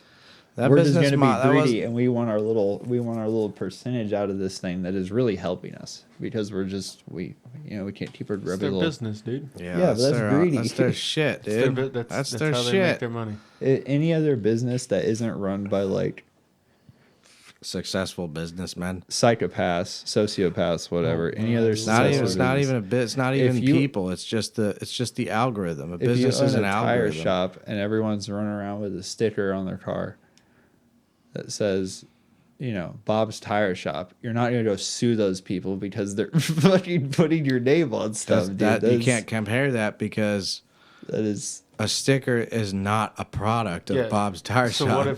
what if people just went to your store, your Bob's Tire Shop, took a bunch of tires from your shop And then and started just brought handing 'em them out back. to people and telling, they're like, yeah, this is from Bob's Tire Shop, and they just gave it to you. They're like, yeah, put it on your car. It's Give from me Bob's it Tire back Shop. in 3 minutes and 23 seconds so I can take it back to Bob's Tire Shop. Bob would be like, absolutely not. Those are my tires and you can't use them. Like, No, that's it'd be- totally different. That's totally different. The product is the music. You can't just like let that shit go around willy nilly. Yeah, but it's gonna if you're in 2007 and you're that out of touch where you can't realize, well, this is just gonna happen no matter what. But look what happened, Why don't we though, partner dude. with these people? No, bro, but look what happened. Instead of suing the shit out of them so we can do our grubby little hands and stuff. No. Let's suffocate all of our labels and bands because of this. You think Guess it just what's went straight happening to now? They're sue? fucking paying, dude. You can't just post a song without getting fucking hit. If you post a song, you get hit, and you don't make any money. If you post a song, if you make a video and you post a song that's owned by a record label or is owned by anybody whose full intent is to make sure that what's theirs stays theirs. That they get their little slice, right? Yeah, from the stuff that they And made, look, the stuff and that YouTube- they invested and in. even YouTube's getting hit. Yes, dude. why do you Even keep saying like that's a bad? Like get their little slice. Yeah, that's what they bought it for. They bought it to get slices out of it. There's no point It's in buying not like it. they're losing money. That's No, just the crazy. see, this is like this weird fallacy that a lot of It's- people have. no, That it's just because it's a massive corporation doesn't mean that they have to mind their P's and Q's. They have to, otherwise the corporation fails. And multiple corporations have failed over the years by not getting down to the details. Because a corporation has one job: extract wealth. That is every corporation, every business on the face of the planet has one job: extract wealth, create wealth. That's what a business is, right? So if you're in the business of music, or if you're in the Bob's Tire Shop, you cannot let your product go around for free. All right? There's either two ways. You either put it out for free, aka I'm putting it out as advertisement, free samples, this and that, free CDs at shows, free t-shirts, whatever.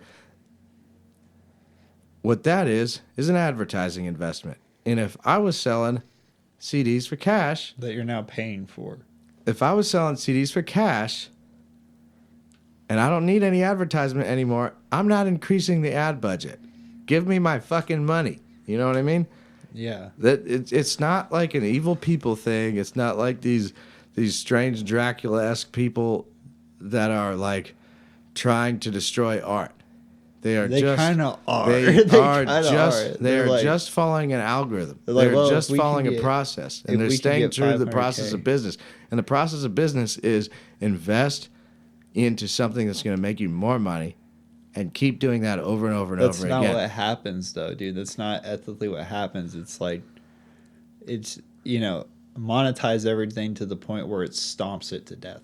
That's where. But now we're at a most- point where anybody can put anything on Spotify, on YouTube, on Facebook. There's 100 different outlets, SoundCloud. And guess what?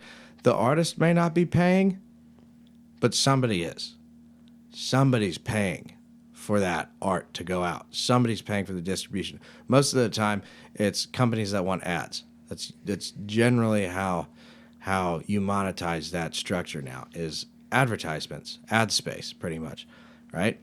So you either pay $10 a month for Spotify Premium, and that gets distributed, right? Yeah. To wherever, to the business. And then if you don't pay, then they take up your time with advertisements, and those companies that want advertisements pay for everything. But either way, the money has to come from somewhere. Otherwise, the business just fails and goes away. That is 100% the truth. Now, are the contracts a little grimy? Probably. But at the end of the day, That's an underselling. at the end of the you day, doggy. nobody's brought me a contract yet. We haven't analyzed a real contract. As far as I'm concerned, it's all hearsay so far. But we've heard enough hearsay to kind of know that the contracts are probably grimy and maybe controlling. But the contracts wouldn't be written like that if everybody just did their job. And everybody just used what they were allowed to use and did what they're supposed to do right at the beginning. That's the reason for those contracts. Because if you wrote a song, I'm like, this dude's popping, I'm going to give you $1 million. I'm not giving you $1 million for the song you already wrote, dude. I'm giving you $1 million for your next album. And then we're going to push that shit and we're going to sell it. And then when all is said and done, after all the tours and everything, after you do what you're supposed to do, I get to make $3 million. And you get to make money off of an investment that wasn't even yours. Yeah, and that's how it used to work. It was a straight up deal. I'm going to give you promotion, merchandise, and like, you know, I'm going to basically set you up to do all this shit, and you're going to make my money back for me by going out there and performing and getting shit on the radio and stuff like that. You know, And writing more. yeah, I'm going to get money off of that. It's just not that simple. You know what I mean? Not a single one of these labels operates like that. How do they operate? They want, like I said, dude, it's full control. They'll send you're going to work with this producer. You're going to make these songs this way. We're going to approve whether or not your album gets sent out. Yeah, but listen, man. That alone, that will kill any form of music immediately. I don't think it'll kill any form of music. I think probably there's been a lot of times where, like, no, Jim Bob's my producer. I'm like, well, it sounds like shit. No, he's not. Welcome to the fucking label. I don't give a fuck. You know what I mean? Like, it sounds like shit. Sorry, he's your brother, and you're recording it in your living room. No. We're talking about $1 million here now. All that shit, all that homegrown shit, no. We're doing it the best way we possibly can. And no, you can't say the F word 9 times because we want to put you on the radio. And if you do say and talk about that stuff, now you're cutting our ad space in half. So if you want to go do the independent stuff, go over there and do that. But if you want to go over here and make a bunch of money, then you got to follow the rules. Yeah, but but when you put yourself in that position, you're basically acknowledging, like, yeah, I'm not a musician. I've never done what you've done in any capacity or any form, but I'm going to make these rules for them, and you need to follow them. Even though I don't know how your job works. That's basically like... What do you think Shark Tank is, dude? They've missed on a couple of people, dude. Those guys aren't that, like... I'm just saying. But all of them are sitting on a couch with fucking millions, though. Well, that's basically... That's how investments work. Yeah, but those companies, that's complete. That's not an art form. And a lot of those companies that they missed, they just fucking went independent and they still made a bunch of money. There's nothing holding them back. They don't rely on actual people being people to their core in order for their money to work. No, you know they what I mean? rely for the person that decided to show them a product to actually make that product. Yeah, Yeah, be within spec and safety regulation and all that stuff. That's not the same. You can't do that to art, though. That's what I'm saying. You can't. It doesn't. It's not. It doesn't work the same. In a way. perfect world, would you rather have record labels or no record labels? I'd rather have record labels doing what they're supposed to do, and what they did for a long time. The record label's going to do the same thing every single time. No, they didn't for a long time. That's what I'm saying. This hasn't been an always thing. This is a thing that has happened like in the last 20 years specifically. Like it has gotten this bad. Okay, we'll bring a few contracts and we'll look Yeah, over. I still want to see a contract. I'm interested because I think it's just there's been so many people that have been hired and fired, and there's so many people that work at these record label companies that it really seems to me that it's a process that's been written and it's a process that works, and that's why these companies still exist. So whether you agree or disagree with the process, if you sign the contract, you agree with it. I don't think that they're out there trying to purposely crush art. I just think they're employing a formula It's that greed. they know that works. That's all I can. Why do you always say greed? Like it's an that's what it emotional is. thing. It's Why is it like- an emotional thing? Why is it greed to you? It is greed because it's overstepping for the sake of more money. I'm someone with no musical talent, or I know someone who can produce your label. We want you to be this artist. We need. I don't know if the record labels we- have no musical talent because if we they need didn't, to- they wouldn't be able to select guys that are actually really good. Then why don't any of these newer artists that come out stick around longer than 5 years? Even like Rihanna, there's people I could go name like. Rihanna, Has she made a hit? Has she made a platinum hit in the last 3 years? she's been rich forever. Has she made a hit song in the last 5 years? No. Well, she That's also half a hasn't had decade. to go work on semi-trucks either, so That's I a can't half- really say I'm but, sorry dude, for it. How many of these bands actually stick around? Have you heard anything from Lona Shore since a few years ago when they had that one They're song on called- tour right now. But have song-wise, like that's the exposure. Do you see any of these guys signed to bigger labels that aren't like mega pop stars that stick around longer than a few years, especially in hip hop?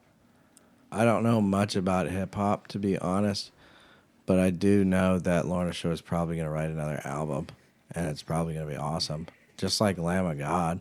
Yeah. I mean, Lamb of God's been signed for fucking ever, and they keep writing good shit. Slayer was signed forever, I think, and they keep So Rihanna just stopped making music and started acting. Oh.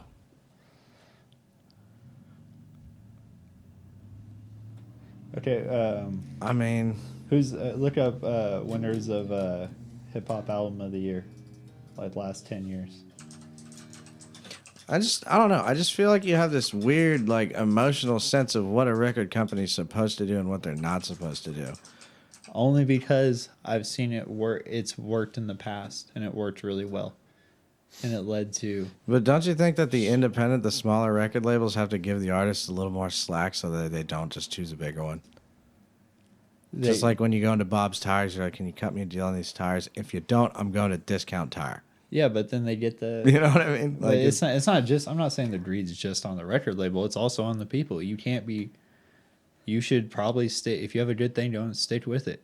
Because if you don't jump on these bigger labels. I mean, look what Joe Rogan told Oliver Anthony. He was like, do not fucking sell. Don't sign a goddamn paper. Yeah. Do not fucking sell. Just keep doing what you're doing. Because he knew. And you're probably 100% right. Yeah. But also, I haven't heard another hit come out of him. But you can also think these companies own it. They own algorithms, dude. It's deeper than what you think, dude. That's what they're selling to the artist. So who do they got? Who do we got? Fucking. I think these are songs. Say it into your mic, though. Oh, I think these are songs. Yep, Eminem's a song. Wait, no, hold up. What is this a chart of? I don't know. I asked him to look Recipients up of hip hop album of the year or rap album of Grammy the Award year. for Best Rap Album of the Year. Okay. Recipients. So, the Fugees? Who's that? Oh, that's like Lauryn Hill. Okay, so in the 90s. Go in the mic. Go into the mic. I know you can't. In the 90s Sorry. and early 2000s, there's a pattern. We see artists who have been brought from popular backgrounds, given money, and popping. Yeah, I don't see a. What's Keep going. what's the problem?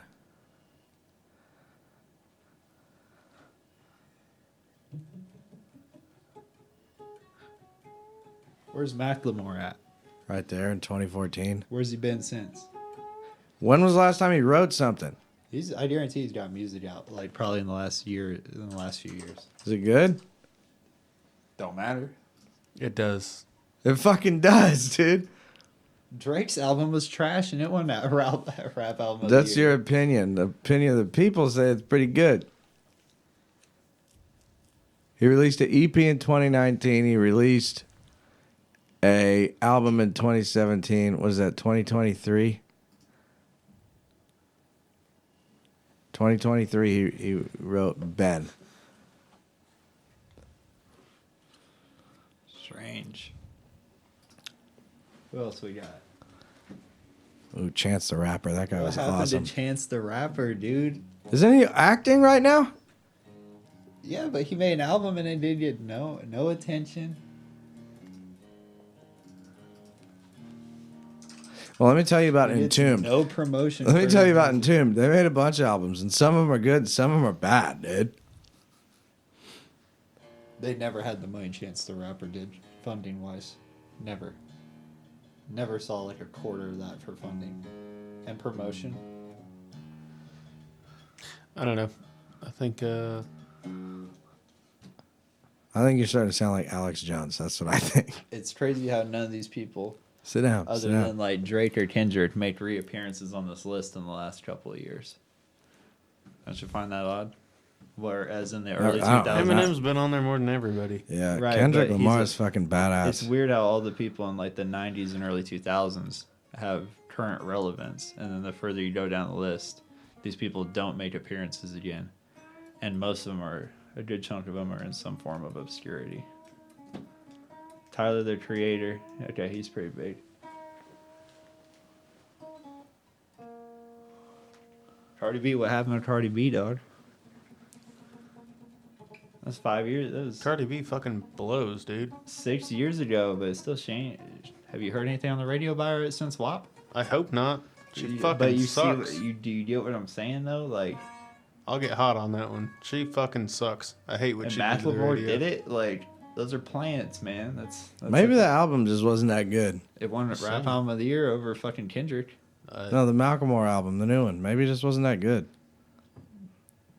Have you listened to it? It can't be that much. Have you listened to it? It No. can't be. All right. But you can't tell me that Come on. that other album didn't win off a fucking thrift shop, which is not even that good of a song. Yeah, that song was kind of wild. Cardi B won it off of fucking like Bodak Yellow or some shit, dude. That is a really good song, though. I like that song a lot. Dude, but still, man, like you can't. These are you see the pattern, No, They're- I don't, dude. bro. In the '90s, you don't have Hey, a man, if you single want one to of those fucking get dudes. involved with record companies and get your face put on everything, you better prepare your ass, dude. Where's Puff Daddy now? Yeah, where the fuck is Puff Daddy? Rich and diddling kids. So is Jay-Z. Jay-Z doesn't have any allegations, does he? Yeah, he does. He's getting sued right now. Oh. All right. Or I think- metal albums would even be better. I guarantee you find a couple of people you ain't ever fucking heard of. Yeah, probably. All right. Where can people find us? Tell them where to find us. gonna look it up though. It's not important. Listen, you We've only conspiracy been theorists, talking it's about fucking this fun. for 55 minutes. Yeah, we had the It's a- same circular conversation 2 weeks ago. All right. Where can people find us, Nate? Your ass. Nah, Find us in YouTube, your ass. Xbox, PlayStation. We on iMac, Fuck yeah. MySpace, Rumbler, Tumblr. What's that? I don't know. Rumbler? What is that? I think it's just like a shitty social media app. Oh, we're not on it. Oh. Tell us where they are to find us. Shut Grindr, this shit down. Grindr, Tinder, God damn it. YouTube, All right. Facebook, Nate's mic's getting Instagram. muted. All right. You guys can find us on all the places: Facebook, Instagram, Twitter. I think we're on Reddit. We got a Blue Sky, and we mainly post to Spotify. We're on YouTube, and listen to all the stuff we put out. Check us out on Facebook. That's where we post a lot of the local shows and stuff. And hit us up anywhere if you would like to talk with us or promote your stuff. Especially on Grindr. Episode 936 out. Peace. Ladies and gentlemen, Reminiscence by In Ruins.